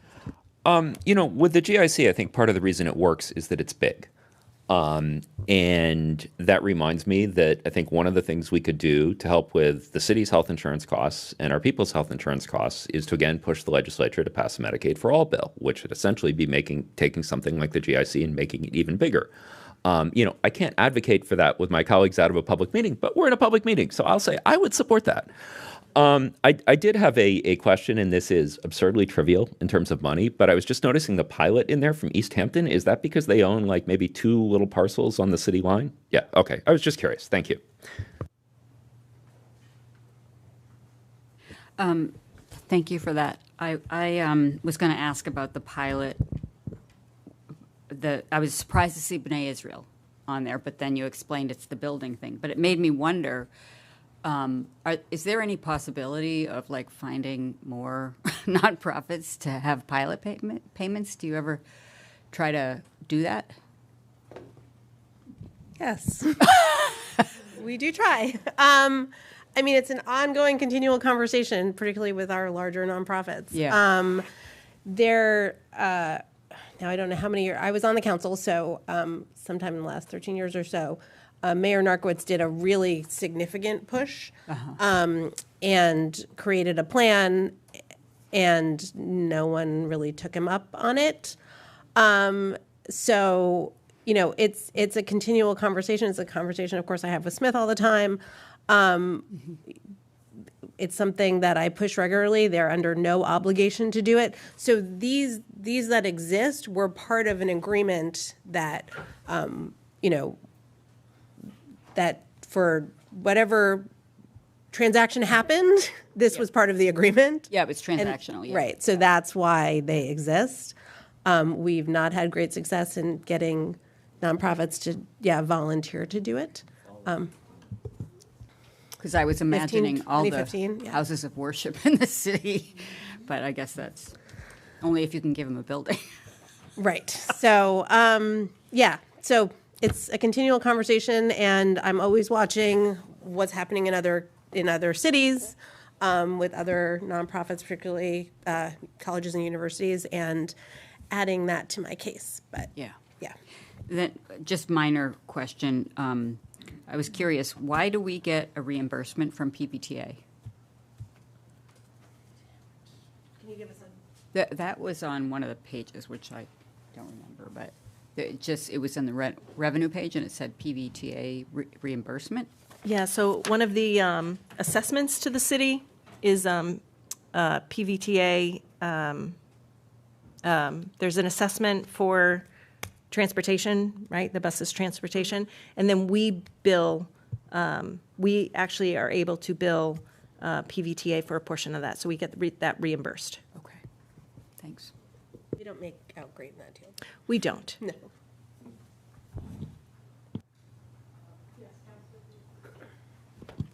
Thank you for all of this, first of all. This sounds, I'm embarrassed to ask this, but you use the phrase, and the PS lines. Does that mean planning and sustainability? I made up a... No, I'm sorry. I apologize for, it's personnel services, so it's basically all the salary lines. Okay. So personnel services are all the salary lines, overtime, Oh, that's all of that. important. Okay. And then OM is ordinary maintenance or operational maintenance, so those are the expense lines. So that's the same thing in your budget book. If you'll see that a budget is broken out into PS and then generally OM. Sometimes a little bit OOM, but it's generally PS and OM Okay. are the two sections. Thank you. Sure. And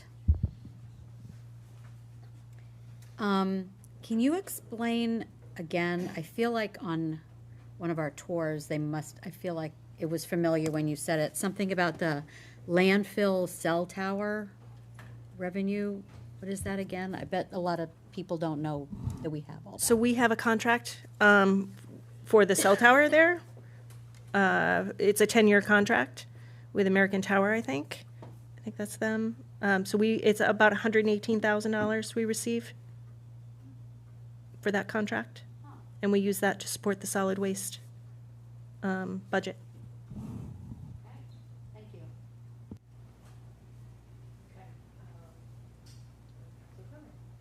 Thanks. Yeah, just looking at the comparison from this year to previous years, especially for the marijuana income, it is a bit less, like you mentioned, and you also, when you pushed the budget, you said you were concerned about a lot of these items, and it seems like some things are lower. How worried are you? And what happens if we don't make it in the next quarter? If some things don't come in at the predicted amount, anticipated amount?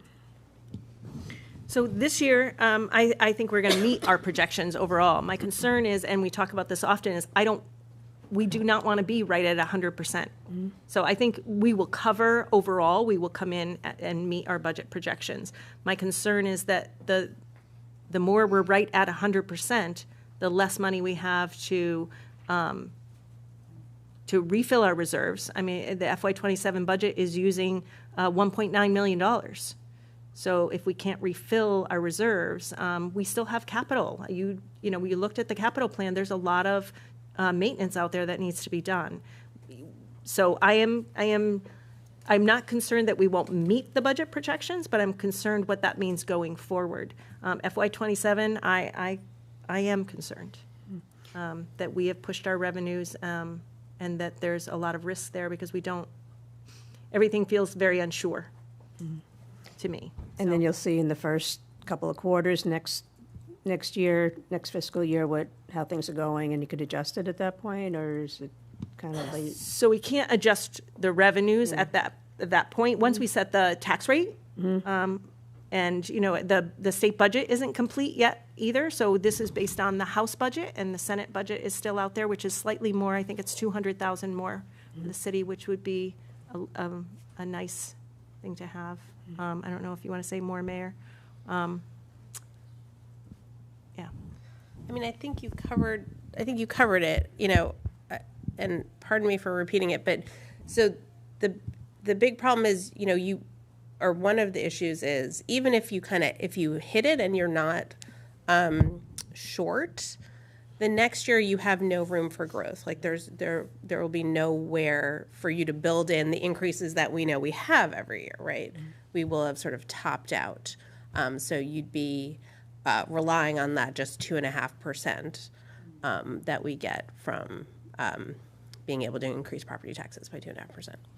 Because a couple of years ago or last year, people were recommending that we increase all these, the incomes, and you gave very clear reasons why we couldn't push it as far as people were asking. So, I appreciate you trying, but also, I appreciate you being conservative about it too, and we are taking a risk, and especially with what's happening in Washington, and just kind of worrisome. So that's it. Thank you. Okay, I just have a couple questions. So I was surprised pleasantly that we're not seeing an undue drop in payment, basically, of excise and other services.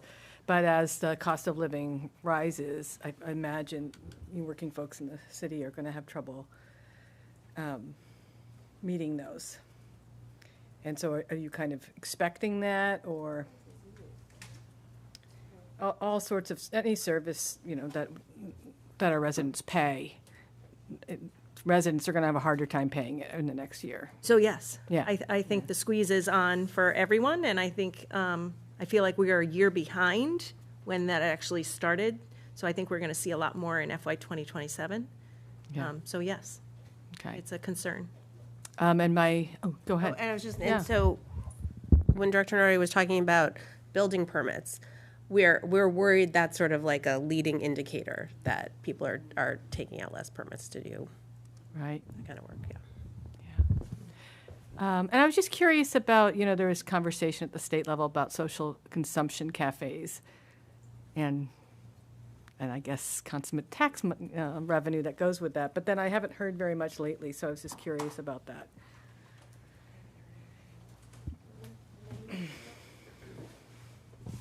We honestly thought that people were going to be running in the door the minute they said that was okay, and they have not. It's not. There is not a lot of interest. I think people aren't seeing it as a revenue model, and so you had someone like Ballaghan who bought or rented two spaces right next to each other, and I think with the hopes of maybe knocking the wall down at some point to let people walk back and forth, and they have not come in.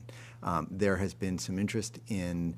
There's a weird piece of the social consumption thing where there is a sort of local manager of one-time event stuff, and there's been some interest in someone becoming that person, and so there's talk of something like a carnival, if you remember that, down at the fairgrounds, where there would be a cordoned off area where you could buy and consume on site at a one-time event, a one-day event kind of thing. But no one has come to say, I want to have a storefront where you can do that so far. I find that interesting because I remember that conversation when we were concerned it was going to explode before we got all the regulations in there. And I wonder if there's a correlation with the kind of drop in nightlife and bar, that kind of culture in general of going out. So anyway, all right, thank you. It's social. Social. I don't think it's as social as alcohol. I don't think you want to do that in a group as much. But that's just my thinking. There may be people who disagree with me. Wow. Certainly without a hacky sack, maybe not. I don't know. Maybe. Any other questions from counselors on the third quarter reports before we move on? Make sure. Okay. So thank you very much, Director. How are counselors doing? Do you want a little recess? Okay. Why don't we take 10-minute recess? So at 8:25, we'll come back. Thank you.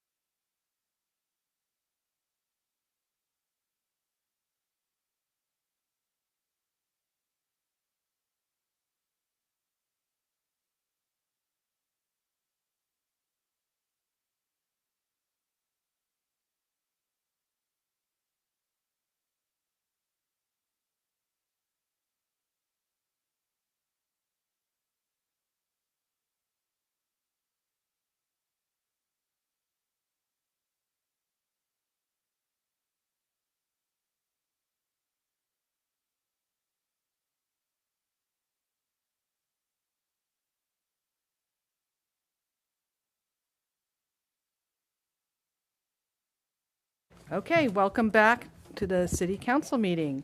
We are at the consent agenda. I wanted to just have a process note conversation with the counselors about, because it came up a few times at the last meeting. So my expectations around a point of information. A point of information, my interpretation of a point of information is it's a logistical request for clarification about a certain fact or figure, and the way to approach if you would like to make a point of information is to make the point of information to me, the council president, if you're in a subcommittee, the chair. So you would say something like, council president, I am looking for, info on X, and then I would either, if I accept the point of information, I will be the person who would decide where that information comes from, whether it's a department head or another counselor. So that's one thing. We do typically use point of informations and point of clarifications a little bit the same in this council. Other councils do it different. So another use of point of information is kind of some sort of logistical, procedural point that we are confused about or want more information about. So that's my interpretation. And so because I want you all to be able to use the tools that we have. But I think it would be easier if we were kind of all consistent about what that, how we're interpreting that. Okay. Yeah. Oh, yes. Do you want to say anything about point of order? Point of order, yeah. We've talked about right. So point of orders are more, are about someone you feel, if other counselors feel someone is out of order. I as a presiding officer or chair would say out of order. They would just make that declaration. Other counselors would say point of order and then to the chair or the presiding officer, and they would issue either accept it or not. And you are allowed as counselors to vote, to put it to a vote if you disagree with my ruling. And are both point of order and point of information and clarification, are they both interruptible? They are in this council, yes. Other councils don't have point of information as interruptible. And of course, the other interruptible ones are just things like, the back of the room is on fire, or there's a flood in this corner, anything urgent. But we do allow interruptible points of order and points of information. So, okay. Oh, yes. Can I turn your picture on? Sure. Oh, well, maybe. I'm not as well. Uh-oh. What happened? What happened to you guys? Maybe when we were... Okay, hold on just a moment. Who's not a co-host?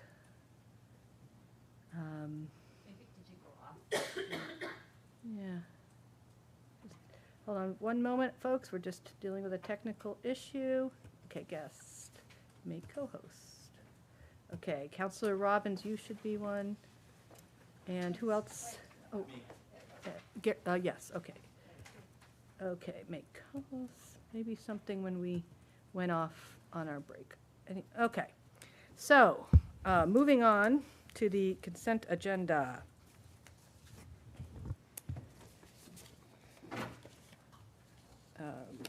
So, as usual, there shall be no debate or discussion on any by any council member regarding any item on the consent agenda beyond asking for simple clarifications. Any item may be removed from the consent agenda upon request. So I'm going to, as usual, I'm going to read through all the items, and then councilors can chime in about what any items they want removed for discussion. 26.062, an order to transfer money from personnel reserve FY26 negotiated and COLA increases. This is on second reading. The next one is the appointment of the Northampton Housing Authority for referral to city services. This is a vote to refer, and we're actually obliged to refer to city services. So those are the two items on the consent agenda. Are there any removals? My allergies. Yes, both items, please.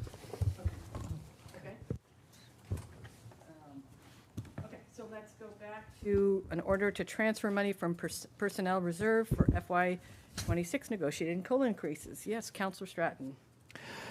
You know, I mean, we talked about this last time, and we are not setting policy here. We are just implementing a policy that was previously set, but we are raising people's pay implicitly, including our own, in addition to the rest of, city government staff. And I just think we owe it to the people to own the fact that we are actually voting on our own pay here. I plan to vote for this, but, we are implementing a decision previously made, but we actually are doing this. And so I think we need to own the fact that we're doing that. It's a trivial amount of money, but it is. I would move to approve this. I'll second that. Okay, so motion made by Counselor Stratton, second by Counselor Perry. And we'll need 6 votes. Why don't we and let's do a roll call. Does anyone have any more discussion? Okay. So roll call on 26.062. Counselor Debs? Yes. Counselor Clemmer? Yes. Counselor Loisel? Yes. Counselor Mayoral? Yes. Counselor Nampad? Yes. Counselor Perry? Yes. Counselor Robbins? Yes. Counselor Stratton? Yes. And Counselor Davis? Yes. Thank you. Okay, so that passes unanimously. Next item is appointment to Northampton Housing Authority. For referral to City Services, Northampton Housing Authority, Patricia Healy, to fill the position of labor representative. Counselor Stratton? Obviously, we're going to refer this, and I will just say I will move to refer this. Running the Northampton Housing Authority is obviously a very complicated job. That said, particularly with the article in the Gazette yesterday about their reporter being ejected from a meeting, and I have serious concerns whether this body, has received the briefings they need to operate as a public body. That will be a topic for City Services, not tonight, but I just wanted to state that concern, and I will move to refer this to City Services. Second that as well. So motion made by Counselor Stratton and seconded by Counselor Clemmer to refer the appointment to City Services. Yes, go ahead. I'm not sure if this is at the right time to mention it, and maybe there was a better time to mention it, but I do just want to point out that the reason for this referral, the reason this is happening is because Commissioner Jeff Jones is no longer with the Housing Authority. He was the union representative. And so what happens now is that there's another seat on the Housing Authority, and I'm really hoping for a federal tenant to be placed into that vacancy. And I recognize that has nothing to do with this, but it was an unexpected thing, and so that's all I have to say. Thank you. Thank you. Any other comments before we vote on this motion? Okay, so vote to refer to City Services. We can do a voice vote, I guess. All those in favor, say aye. Aye. Aye. All those opposed? Any abstentions? Okay, so that passes. All right. So now we are on to financial orders in first reading. These will be voted on for referral. So we've got 26.064, an order to approve FY 2027 general fund budget. 26.065, an order to approve FY 2027 sewer enterprise fund budget. 26.066, in order to approve FY 2027 water enterprise fund budget. 26.067, in order to approve FY 2027 solid waste enterprise fund budget. 26.068, in order to approve FY 2027 stormwater and flood control enterprise fund.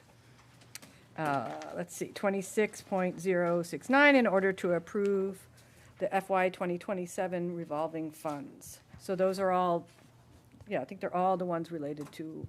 Can I make a motion to move this as a group? Yes? I'd like to make a motion to move this as a group. To finance? To I'm sorry, for first reading. Yep, no, right, we're going to move, so finance or the consent agenda are the typical places. To the consent agenda. Okay, so you're making a motion to move them, well, okay, you're making a motion to move them as a group to the consent agenda. Do we have a second? Okay. I'd like to make a motion to move them to finance. I'll second Okay, that. as a group? Yeah, as a group. Okay. So we have Councilor Loisel's motion to move as a group to finance, seconded by second it, yep. Councilor Perry. Any discussion about the referral? Okay. Yeah, I'll just say, Councilor Nabad, that yes, we do sometimes move things to the agenda and sometimes not. With these, I actually watched a meeting from last year and a few years, and we do typically send these to finance, but, okay, so let's do a voice vote. All those in favor of moving as a group, 26.064 through 26.069 to finance for recommendations, say aye. Aye. Any opposed? Any abstentions? So those will go to finance.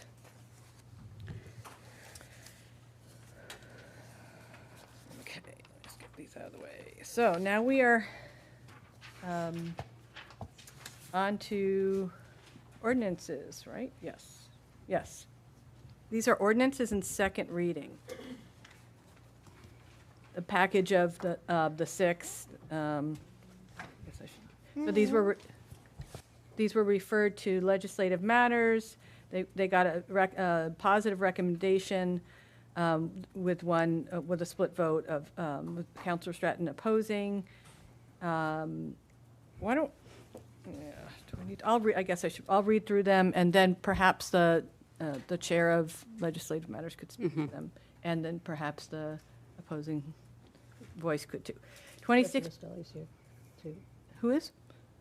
Director Listelli. Oh, okay, great, thanks. That's good, yeah.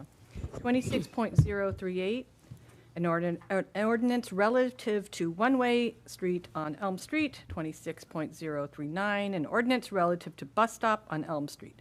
26.040, an ordinance relative to stop signs. 26.041, an ordinance relative to left turn prohibitions. 26.042, an ordinance relative to no right turn on red from Elm Street.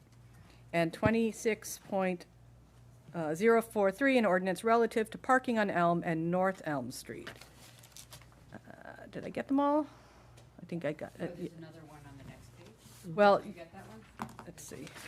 Parking on Elm and North Elm. Yeah, I think I did say that one, yes. And then we do have other ordinances, but we'll look at these.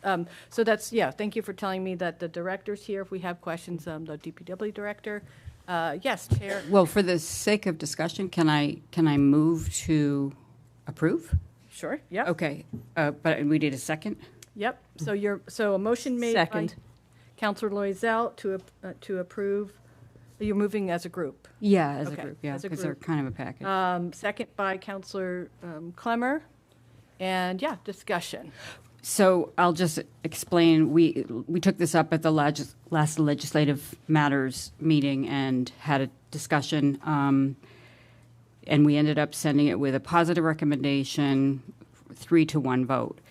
And at this point, I guess I'm just questioning, would I just say my opinion about this?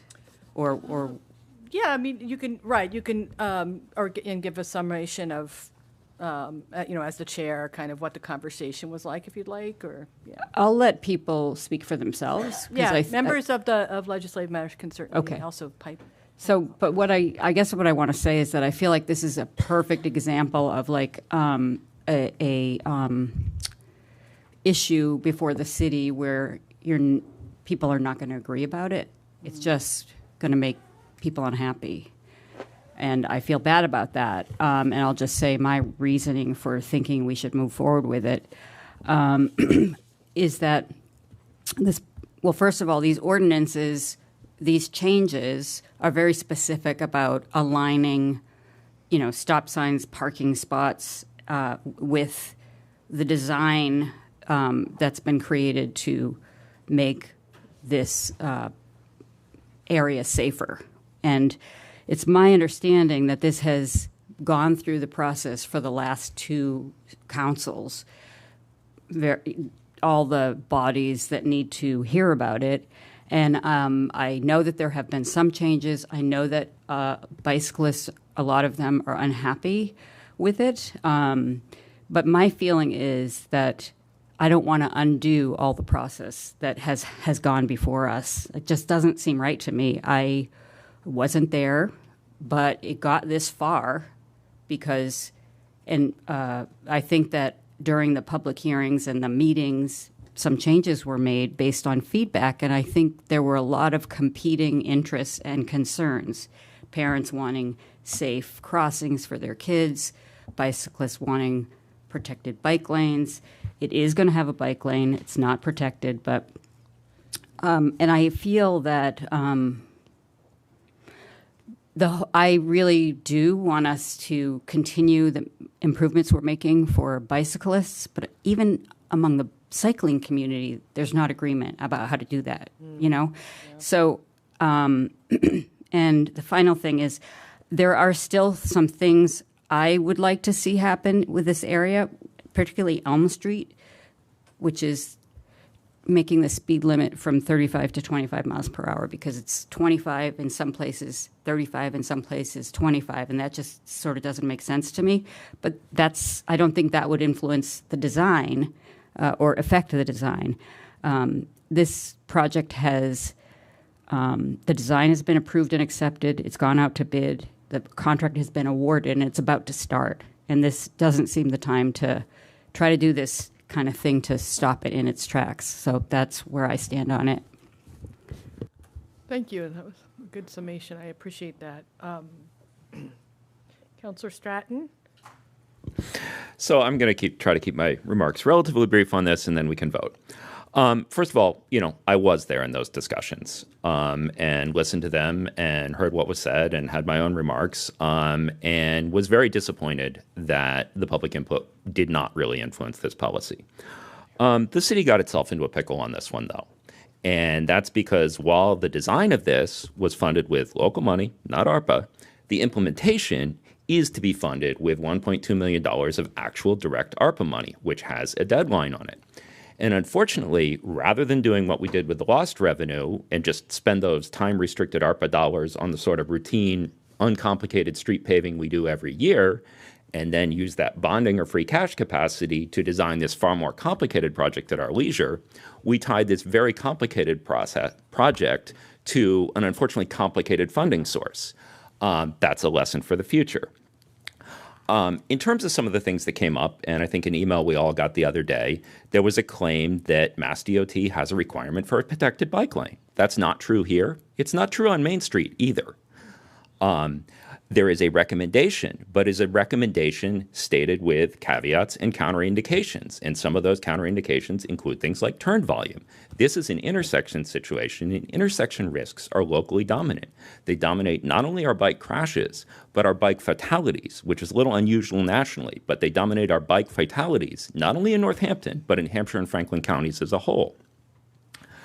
All right, what are we voting on here? We're voting on an implementation of a plan which I think followed from a very flawed public process. I understand most of my colleagues are going to vote for this.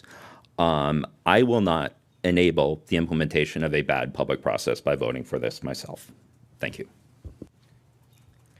Okay, thank you, Councillor. Did you say? Oh, yeah. Yes, Councillor Clemmer, you have your hand up. Did want to you, speak Mayor, want to say before that? something? Okay, and then we'll go to Mayor, and then let me know if the director. Yeah, she's here. But Yeah, which is fine if I just can't tell if she wants to speak. Okay, go ahead. So I was on transportation and parking last term, and I'm on again this term. This has gone through a lot of changes over the past over 2 years. The project was supposed to be much larger and different, but it got pared down to what we have now with the 2 sets of stop signs that are going to be coordinated. The bike lanes are somewhat protected. They're not separated by pavement, but they have, there's going to be posts there separating them from traffic.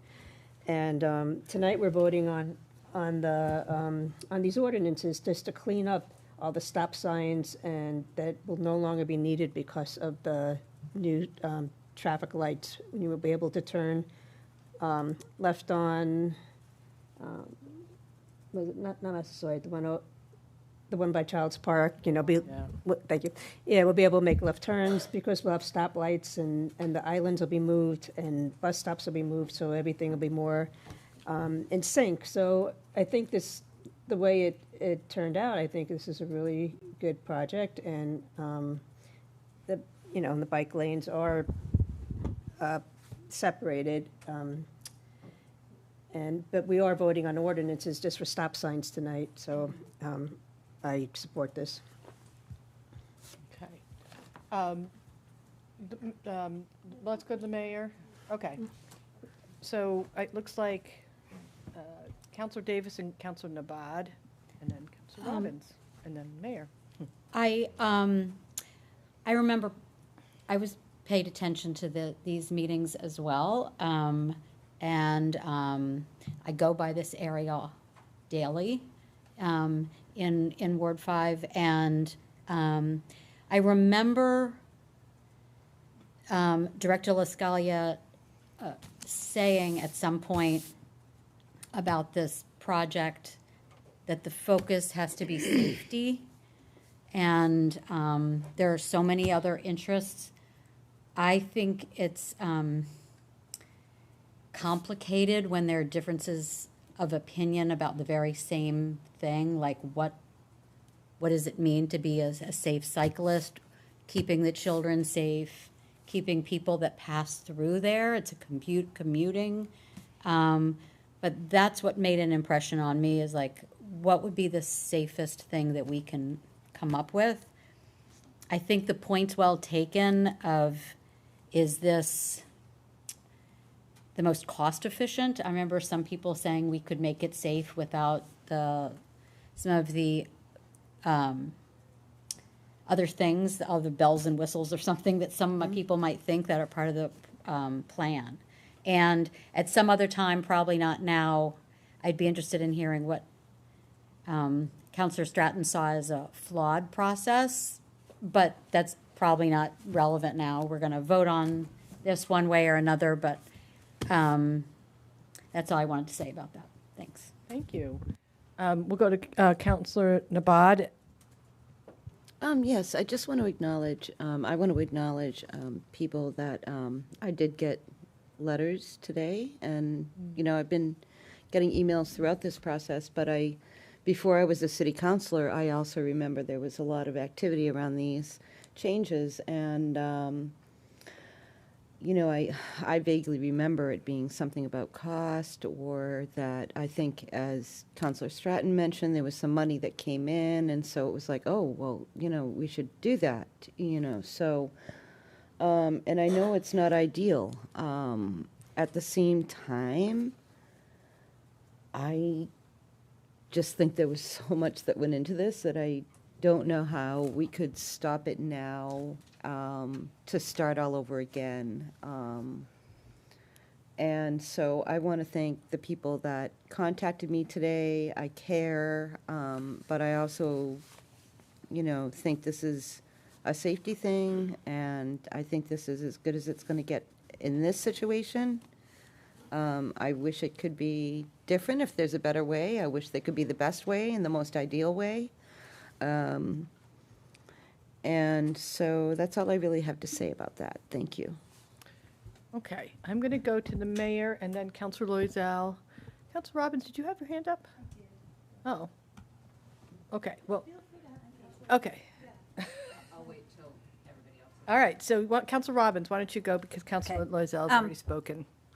This has been a horrible situation for years. I was on the PTO at the high school when we grassed over the front driveway in front of the front door, because kids were not only almost getting hit by buses going out, but people were using it as a shortcut to rev through to get back out to Elm Street. It was a big mess.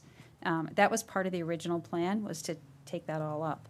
And the original plan had a lot of flaws in it that the designers did not realize about designing this piece for a high school on this plot of land, which included the exit onto Milton Street, which I know 2 kids who had to have jaws wired from zooming out of the driveway, getting out there, hitting other cars, because they're teenagers, and that's what they do. But what I liked about the process to get here was that the original design was hung on the door of the high school. It was hung inside the front door of the high school, and everybody who came in was invited to comment on it. And I was on the school council at the high school at the time, and we had good conversations about it, but the PTO had it as well. Director La Scalia came and spoke with the PTO and was really clear about being open to change. And it was a terrific process. It went on for a while. The end result was certainly one that was very hard, I think, to have, as you said, to have an outcome that was going to work for everybody. I have a grandson who rides an e-bike to school and rides down Elm Street, and my heart's always in my throat every time he goes down. And, you know, I really don't see how in that intersection it can be safe. You know, I'm always begging him to go through Child's Park, you know, do something else, get off the street. But that's not really a way to do it, too. I'm going to approve this, even though I know it still has flaws. I think it's an expensive undertaking, but I'm really going to congratulate Director La Scalia, for having it be open, taking input, and being willing to change it. And apologies as well to folks who I know are very upset with us for not putting in the protected bike lanes. Thank you. Appreciate it. Let's see, Councilor Perry, and then Councilor Loisel. So this is something that, again, at Legislative Matters we discussed. What's before us is really the kind of bookkeeping portion. It's the cleaning up the stuff. But I do find myself kind of where Councilor Stratton is that this might not be the best thing, but we can't change it. But I would like, since Director LaScalia is here, just maybe a discussion as why we chose not to have the protected bike lanes. We don't need to get into all the details, Donna, but just for, I think, the public's understanding of how we arrived here would be really nice. Okay. Let me see if I can. Director, you should be able to, if you'd like to make a comment, I'm making you a co-host, actually. You should be able to unmute yourself and your video. Okay. Hi, councilors. Good evening. Good evening. Where are you? So I'm sorry. Could you tell me specifically what you would like me to speak to? Yeah, Councilor. Just the discussion around protected bike lanes and why and how the decision to not include those, or again, we're not trying to relitigate this project at all, but I think just some clarity for folks at home, because we have gotten a lot of back and forth emails about that in particular. So I just want to clarify that for the design on this project, there is a separation of the bike lane by scored concrete, and then there will be yellow reflective plastic delineators installed on that scored concrete to provide a physical separation. It's not like Jersey barriers that are there right now, but it's a sort of a standard bike lane installation that you would see, in many municipalities across the Commonwealth. So that's the design of the bike lanes. Okay. While we have the director, anyone have any other questions? Well, I guess I would just to. Is it okay if I? Sure. I guess I would maybe appreciate hearing just a little more about, like, was it a cost thing, the scored versus protected? Was it a design thing that it wouldn't fit? You know what I mean? Like what? Because just to let us know how that decision was made, what were the factors? So I think it's important to talk just very briefly about the history of this project. This project has been in design since 2022. We've had more than 12 public meetings on this. including conversation with the Youth Commission, a presentation to the full council last term, meetings with the PTO. There have been a lot of ideas and competing interests that we have had to balance in coming forward with a project that is actually affordable and will make a positive impact for every single person in the community. The primary focus of this project is to get students across the street safely. That is the biggest point of failure right now, is the free flow of traffic through that area, the heavy congestion at pickup and drop-off time, and simply the unsafe conditions that crossing guards are trying to manage in getting heavy pedestrian traffic across the street. Now, that does not mean that bicycle safety or car safety is not important. Those are other things that we have to focus on as well, but it's important to understand that there are a lot of priorities with this project, and we have finite funding. With that being said, we've also been in design since 2022. And sometimes when there are a lot of constituencies who all have competing priorities, such as where are we going to drop the kids off, close to the door, or is this blocking the bike lane? Are you removing parking? Are we going to have backups at these traffic signals? How are we going to remove the snow in the bike lane? Where is the bus stop going to go? Every single one of these factors is a competing priority, and they are competing with themselves as well as with our budget and the logistics of the design of the project. So to sort of focus on like one thing, like the bike lane, and by separated bike lanes, I think there's been some conversation around, could you elevate the bike lane? Could you put a physical barrier, like some sort of median or strip, some sort of raised, curb installation in between the roadway and the bike lane, and those are all certainly possibilities, but overall we have to look at a buildable project within our budget, and certainly within a reasonable timeline to get something built. This project has been in development for 4 years. It's time to build something. Okay. Councilor Stratton, did you? Oh, I'm sorry. Go ahead. Go ahead. Councilor Perry, are you finished? Yes, yeah. I just wanted to add one more point. Thank you, Director LaScalia, for explaining that a little more. So I want to acknowledge that I've had many discussions with people who very ardently want better bike travel in our city, and I hear that. And I, again, would just say, ask people to try to be patient. I think it's incremental. And people have referred to the guidelines and the standards from Mass DOT about safe streets and biking, and our own bike plan. There's a plan I'm forgetting the name of, but and what I would say about that is that guidelines and standards are not mandates. They are like everything is individual. So it's my understanding that there were lots of things that were factored into this to come up with this design that probably maybe pleases nobody. Maybe that's true, but it will make it safer for the students to cross the street. And but I think nothing improper happened, and that if the state wants us to have protected bike lanes, then the state needs to provide us with the money to do it. So it can't be an unfunded mandate. So yeah, so I think we're doing the best we can right now at this moment. Thank you, Councilor. Councilor Stratton.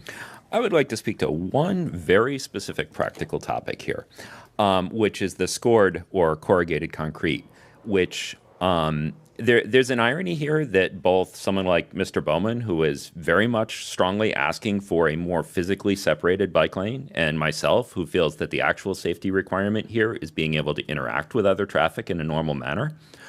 I think we both have an objection to that design feature, actually.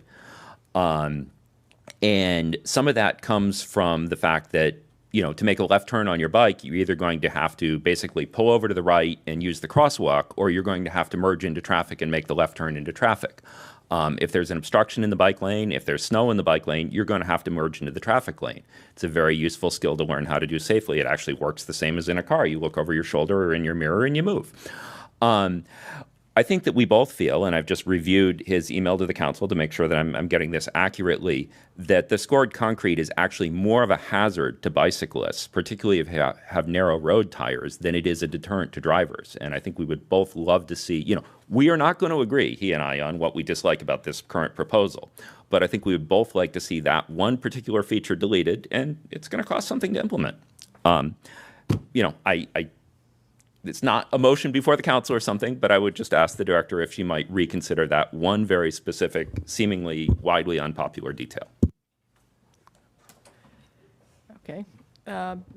Director, do you want to make a comment? Or not? That's fine too. I do. As I mentioned, this project has gone through multiple design iterations, and the scored concrete was actually something we added due to feedback from the bicycle community to provide separation. Okay. Thank you, Director. Mayor, did you have something you want to say? Sure. So sorry if some of this is a little bit repetitive, but so, I've been asked to be part of conversations about improving safety in front of the high school since long before I was mayor. When I was a city councilor and a member of Transportation and Parking Commission, so like 2018, maybe earlier. These conversations have been with with the school administrators asking to talk about safety at the spot, with caregivers, with community members, with the PTO, like Councilor Robbins mentioned. And then when I became mayor early in 2022, I brought together the DPW, Planning, Sustainability, Northampton Police Department, and the then superintendent and then principal. And I directed that we engage an engineering firm to study the corridor and analyze the possibilities to make it safer, because it's something that I know has to be addressed. So since I've been part of this conversation, there have been 2 mayors, at least 4 high school principals that I've talked to about this, and I will very soon be briefing the 4th superintendent on this. In a quick search, I found at least 15 meetings or documents that I alone have talked about it. Director Lascalia talked about all of the other meetings. I'll also note that in October of 22, the Northampton Public Schools conducted a general survey about traffic safety issues near the high school that got a robust response.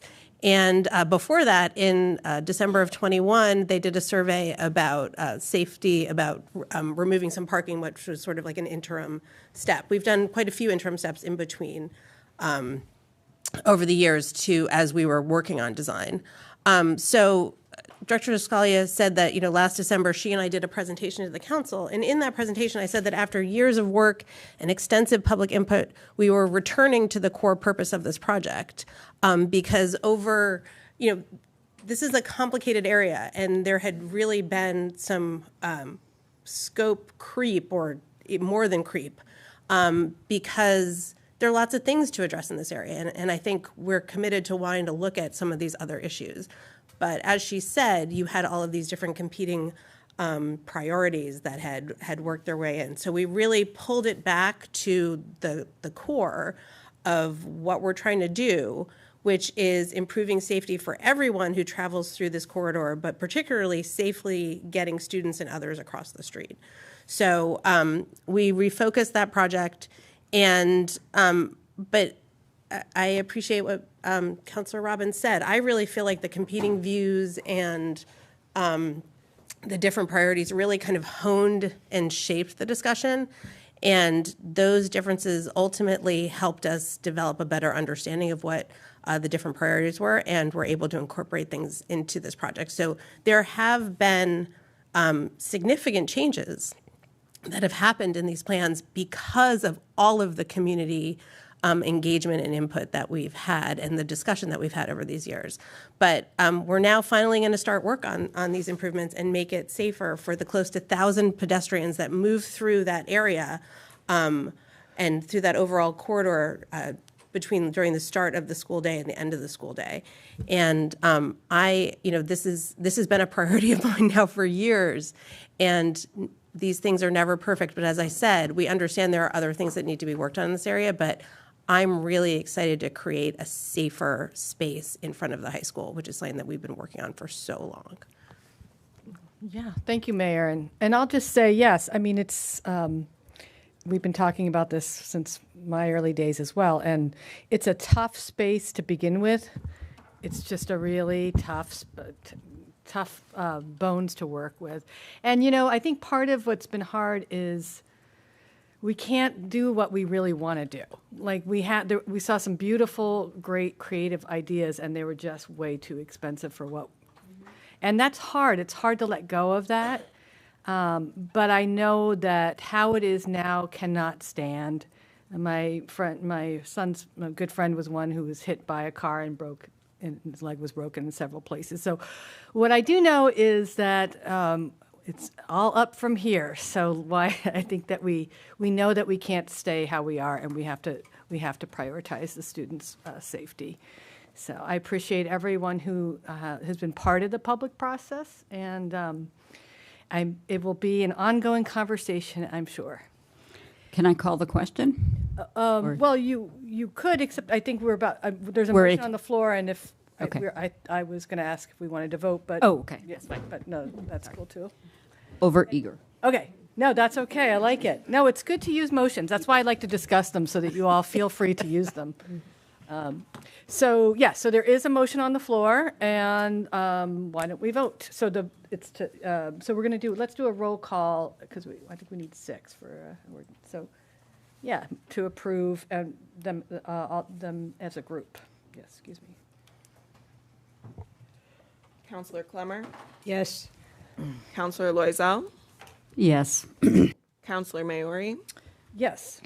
Counselor Nabat, Yes. Counselor Perry, Yes. Counselor Robbins, Yes. Counselor Stratton, No. Counselor Davis, Yes. Counselor Dubs. Yes. Thank you. Okay, so that passes. Thank you, Director. Hopefully she can sleep. Okay, moving on to our other ordinances. Okay, so we have the Ordinance Review Committee recommendation ordinance. So we have the referral to Legislative Matters, unanimously positively recommended by Legislative Matters. Was 26.051 and 26.052. 26.053 was positively recommended with a split vote, Councilor Stratton opposing. So again, why don't we go to Legislative Matters Chair and opposition, and also if you want to make a motion too, it's fine. Well, I'm wondering if I can move these as a group, and for the sake of discussion, move to approve. You can, you can do whatever you want. Yeah, you can make a motion. Okay, I'd like to make a motion as a group that we approve and then have a discussion. Yeah. Second. Okay. And then The motion's made by Councilor Loizao, second by Councilor Nabat, to move 26.051 through 26.053 as a group. And I would like to give the floor to Councilor Perry and Councilor Dubs, because this came from their work. Right, yeah. So. Cool. You want to start? Go for it. Yeah, go for it. And then. So we discussed these in not only the Ordinance Review Committee, but also in Legislative Matters, which I also happen to serve on. Right. And, it's pretty straightforward removal of things that are not utilized. During the Ordinance Review Committee, I reached out to the police department, our police chief. They have not done anything with thumbing. We talked to Alan Seawald, Solicitor Seawald, who was part of the group who talked about the obscene and profane language and the First Amendment rights involved in that. And then finally, the ordinance for hawkers, peddlers of fish, fruits, and vegetables, we felt was not necessary. We also, in Legislative Matters, discussed whether the last one, the hawkers and peddlers of fish is appropriate to remove. I think afterwards, Councilor Stratton and I had a discussion as well about the fact that the language in it actually is solid. You know, I don't think it applies to anything right now, and I am comfortable moving to rescind all of them. And I, you know, if Councilor Dubs wants to speak on it, or Councilor Stratton, because I know that we had some words about it. So. Yeah, I mean, I support rescinding all three of them, as you know, the work that we did on the ordinance review committee. So, yeah, I feel good supporting that. Okay, Councilor Stratton. So I'm cautiously prepared to support the first two items, so I would really prefer that we take the third separately. With regard to the third, when you actually look at the Code of Ordinances, this is our entire section of the Code of Ordinances that would govern door-to-door sales and, shall we say, pushy or somewhat suspicious offers where you'd really need to be a lawyer and read the contract to understand what you were getting. You know, that's our issue of today. These items, you know, suspect fish, vegetables, whatever, those were the issues of our ancestors. And so the subject matter of this is a little bit dated. I don't find the body of law dated at all. I mean, it's like, you know, you need to get a license, and here's how we can revoke your license, and here's the rules. It basically sets out how we would regulate things that, you know, have a modern form. So I'm hesitant to just delete that whole chapter of the Code of Ordinances. I would much rather see us work on updating it. So I would move to amend the motion to approve by separating item C and leaving the motion just covering items A and B. Okay, so I'm fine with that if that matters. well, we all own your motion. Oh, we all own it. Okay. All right. We could all agree to, does anyone object to withdrawing the original motion to move to a vote to approve as a group? Sure, yes. Oh, did you? Yeah. I have my hand up too. I'm dying to know what the language would be. If you changed it and updated it, what would it look like? All right. I mean, to some extent, if we didn't want to do real work on it right now, we could kind of just delete those subjects, fish and vegetables, and leave the body of law with nothing that it actually maybe literally applied to. But, you know, if the question is, you know, if somebody comes up with a new idea, should this be allowed or not? And it's like, well, what are the relevant existing laws?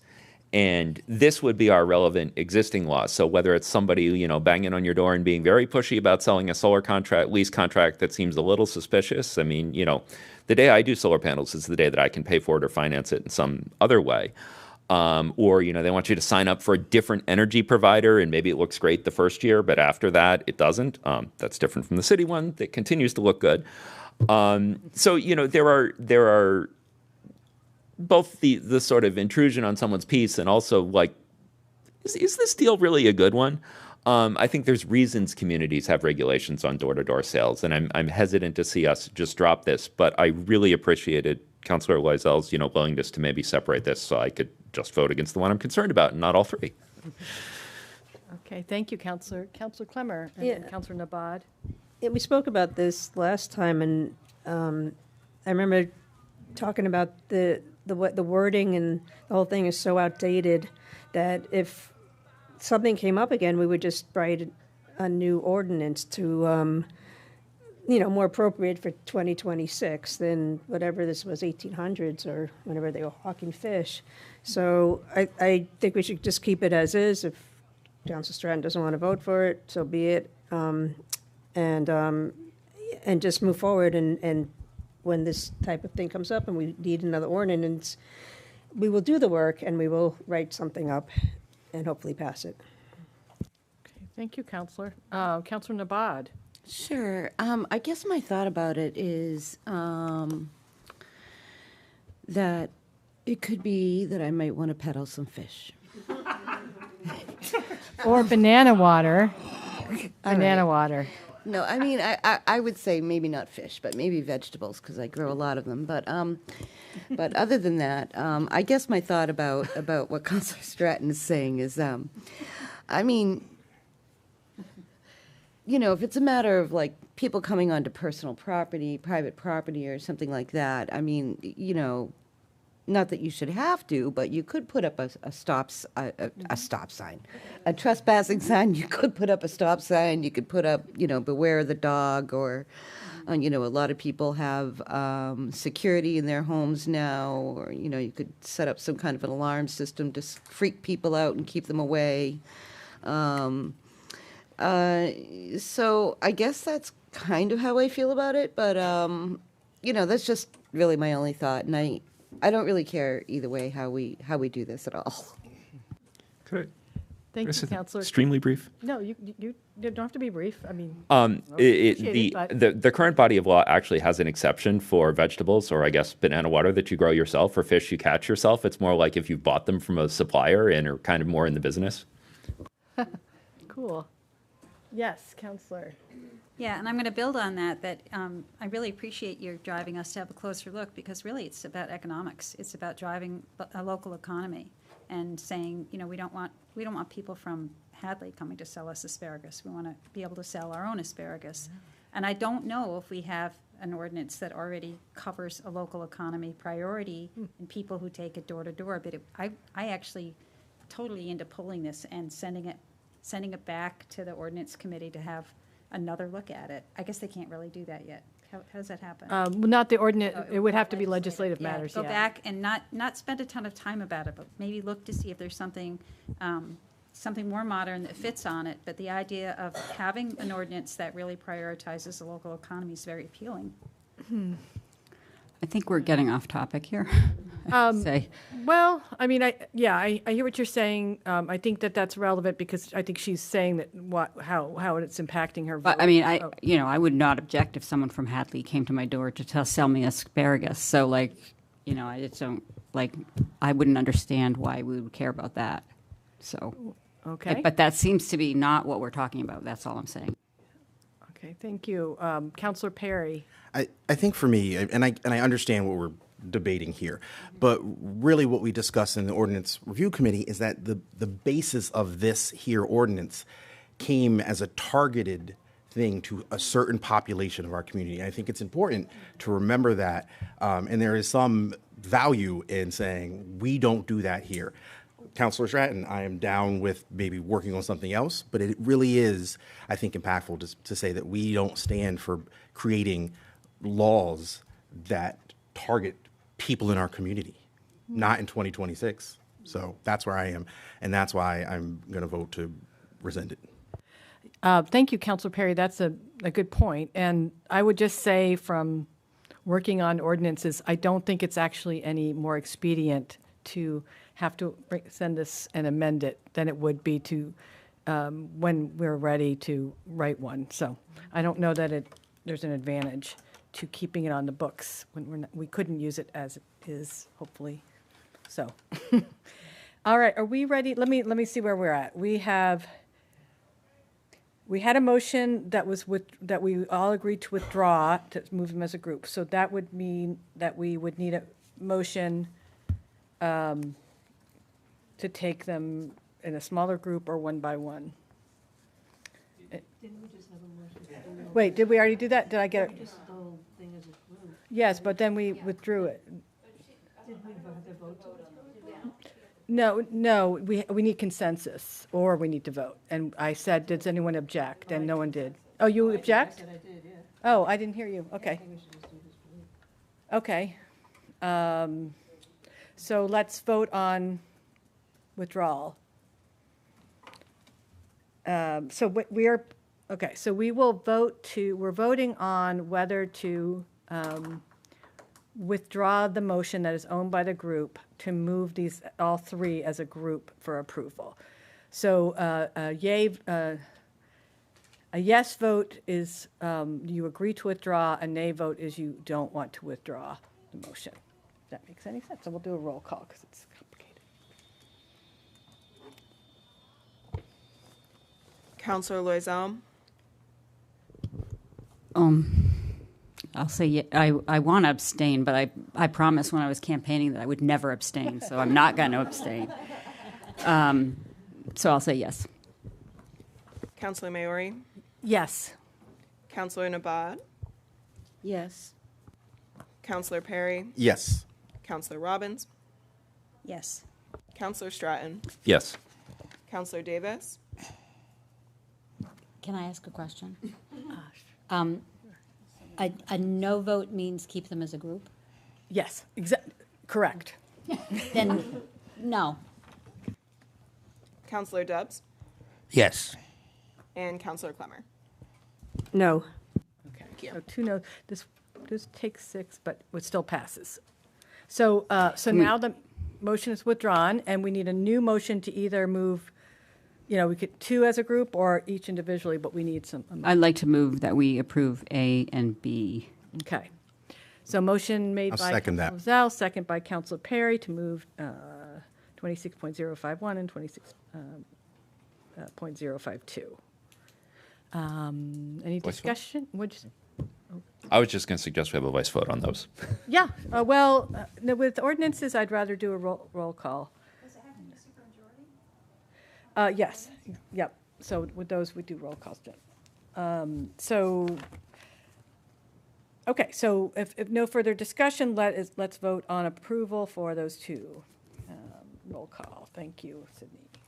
Counselor Maori, Yes. Counselor Nabad, Yes.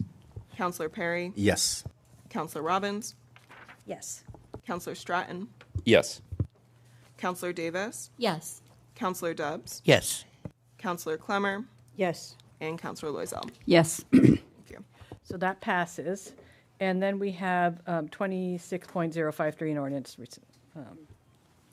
Move that we approve. Okay, motion to approve made by Second. Councilor Zell, second by Councilor Clemmer. Any more discussion before we vote?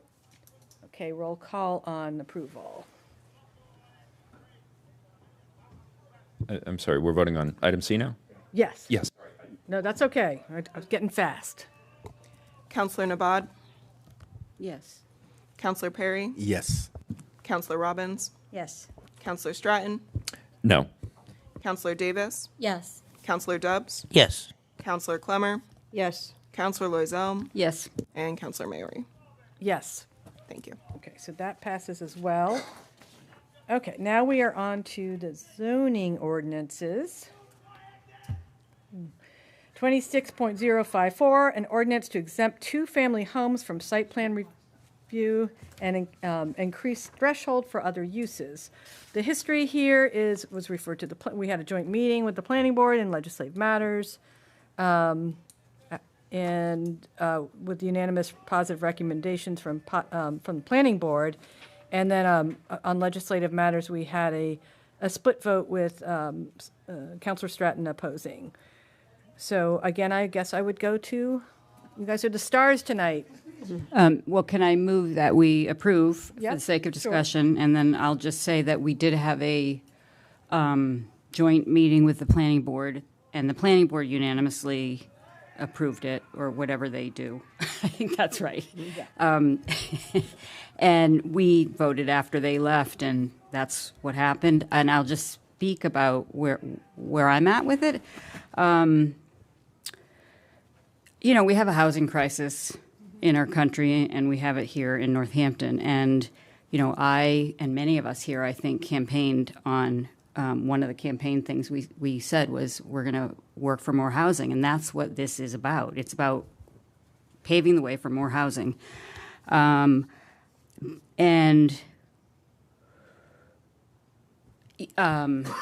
the other thing kind of in the weeds is that when the planning board has a public hearing on these things, it sort of makes the public, I think that they have authority to deny it, when if it technically meets the requirements, they don't have the authority to deny it. So I don't think this change is that big of a deal. I don't think it's a slippery slope.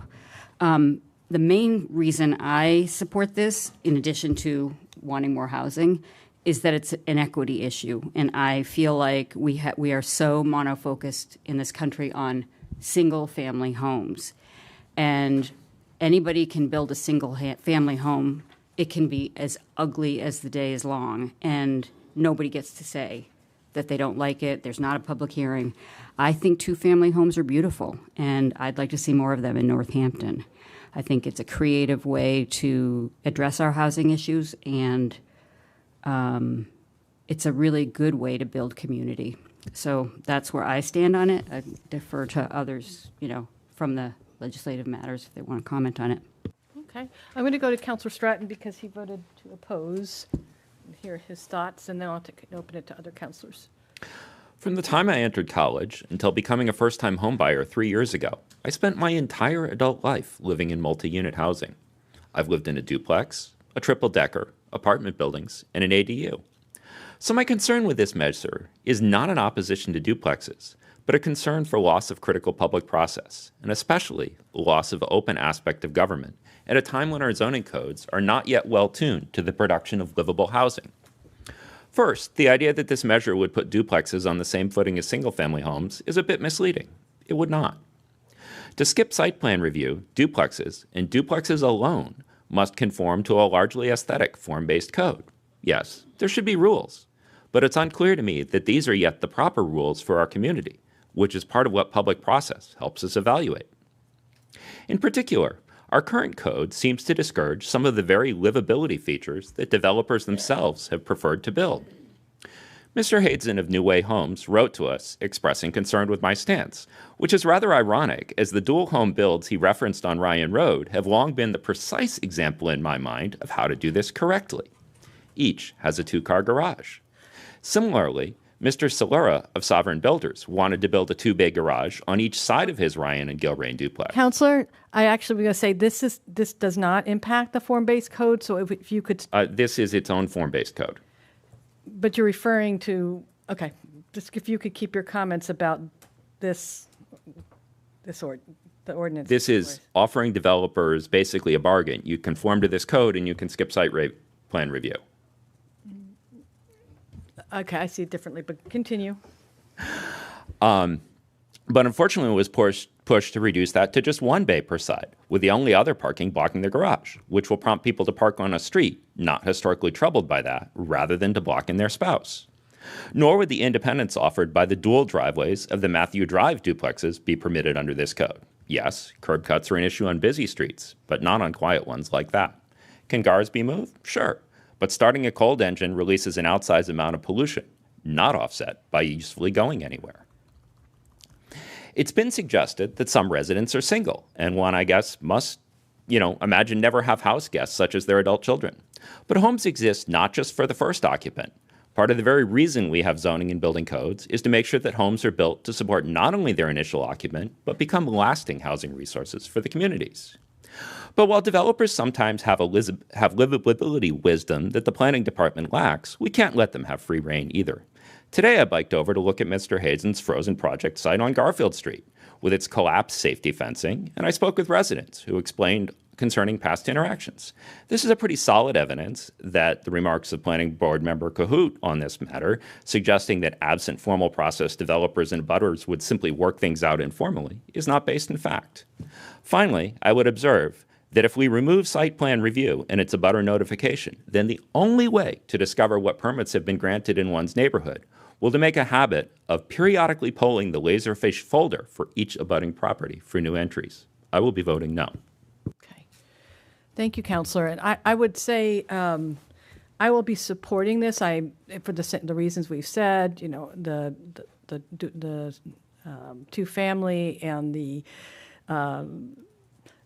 as we have so many different types of families and blended families and situations, especially in a tight economy, flexibility is great.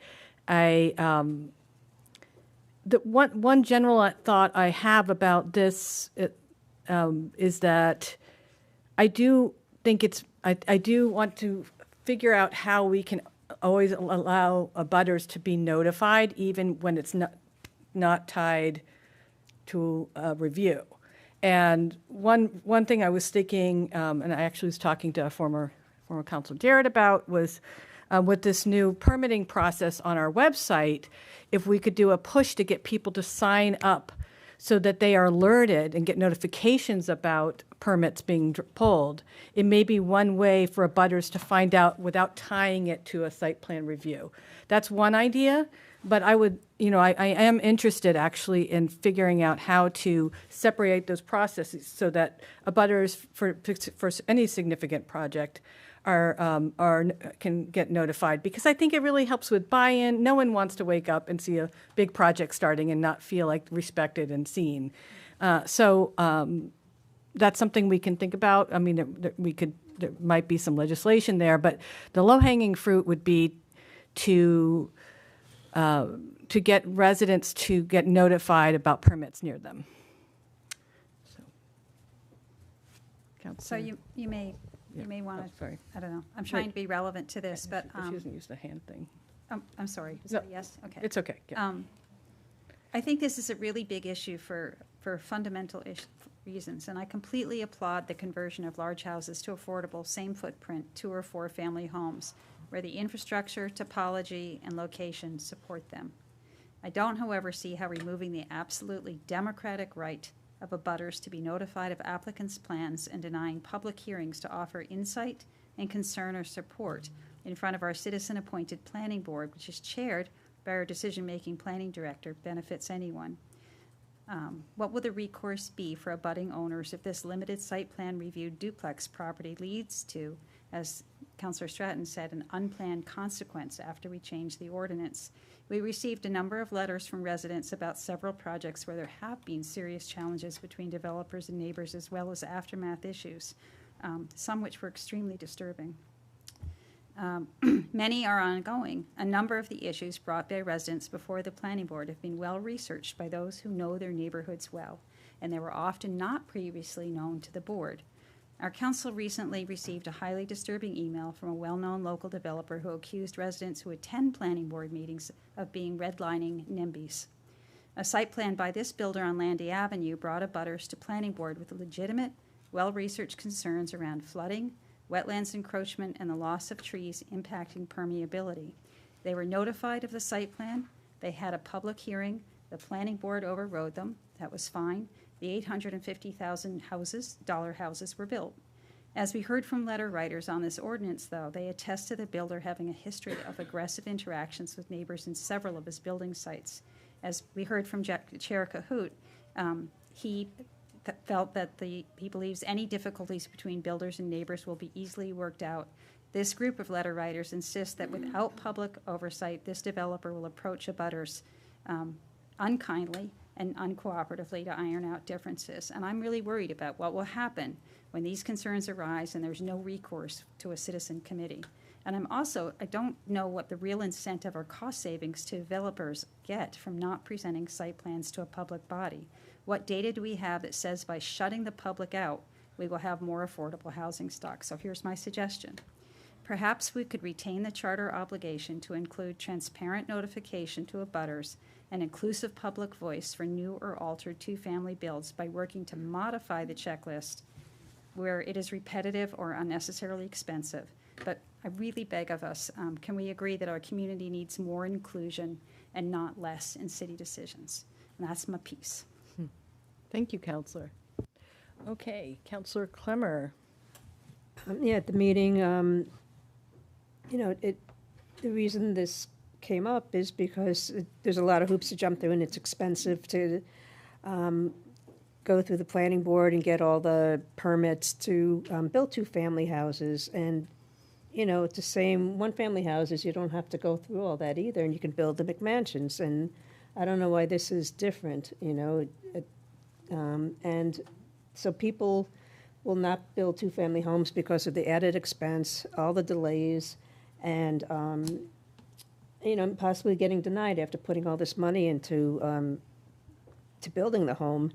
And 2-family homes, obviously more people can live in there, more families, people can age in place, they can have their family or caretakers live next door to them, they can make some income and be able to afford owning a home. And I think this is a good ordinance, and I think, the more housing we can get, the better. So I'm going to vote yes. Thank you. Counselor Nabad and then Counselor Davis. Thank you so much. we already have two-family by right. This is just making it a little bit so there's more flexibility. We have ADUs recently, almost by right.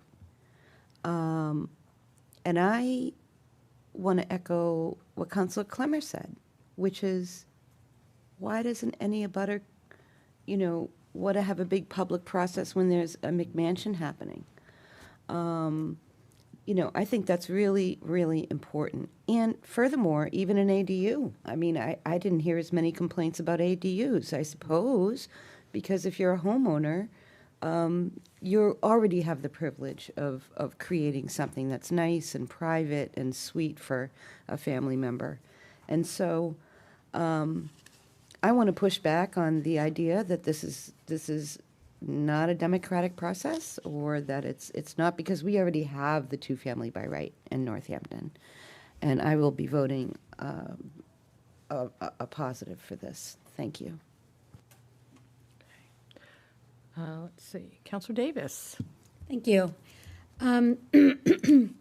I also received multiple emails from a whole variety of people with concerns about this. And one thing that I noticed as I reread them, like they mostly led off with noting this vote, this discussion tonight. But a lot of them were talking about developers or the size of the house or treatment, and the planning director, the approach of the planning board, all of which were concerning to me, and not acceptable. Nobody should feel that way. Construction projects should not be just left on a street. But then as I was rereading them and trying to respond, I thought, that's not what this topic is. That's a whole other problem, I felt. And I support this because we need more housing. We need affordable housing. I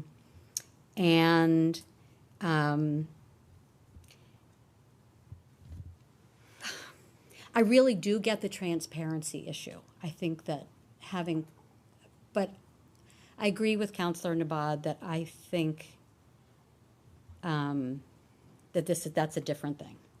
I do want to say that I happened to discover a study actually by Pew Research that kind of veered into solutions for slowing down delays, but it was talking about the importance of shortening the pre-construction approval process for things because, among other things, it ups the cost. And sometimes people just cancel and say, never mind, this is taking too long. And also, I want to note that in addition to a cheaper first house or a downsizing option and all this kind of stuff, there can be multi-generational homes that are a beautiful thing that we should be welcoming into the community. So I don't know the answer to the seemingly disrespectful developer stories that I've heard multiple times as a counselor. It's problematic. I don't know the answers to that, but I don't think that this is part of that. Thank you. Okay, thank you.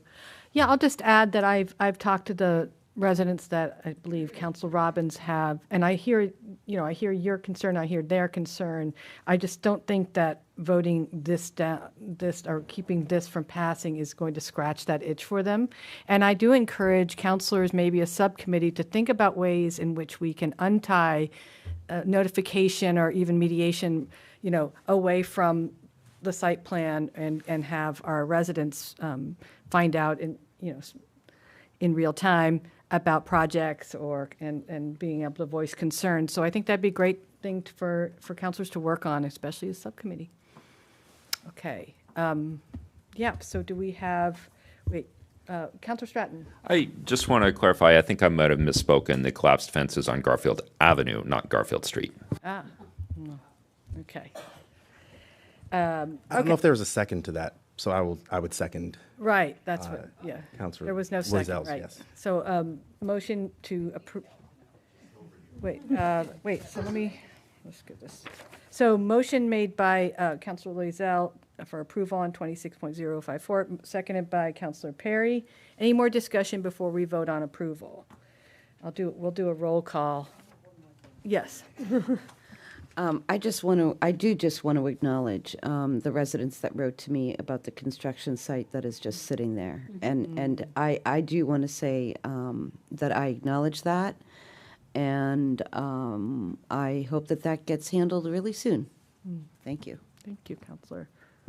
Okay, so let's take a roll call vote on approval of 26.054.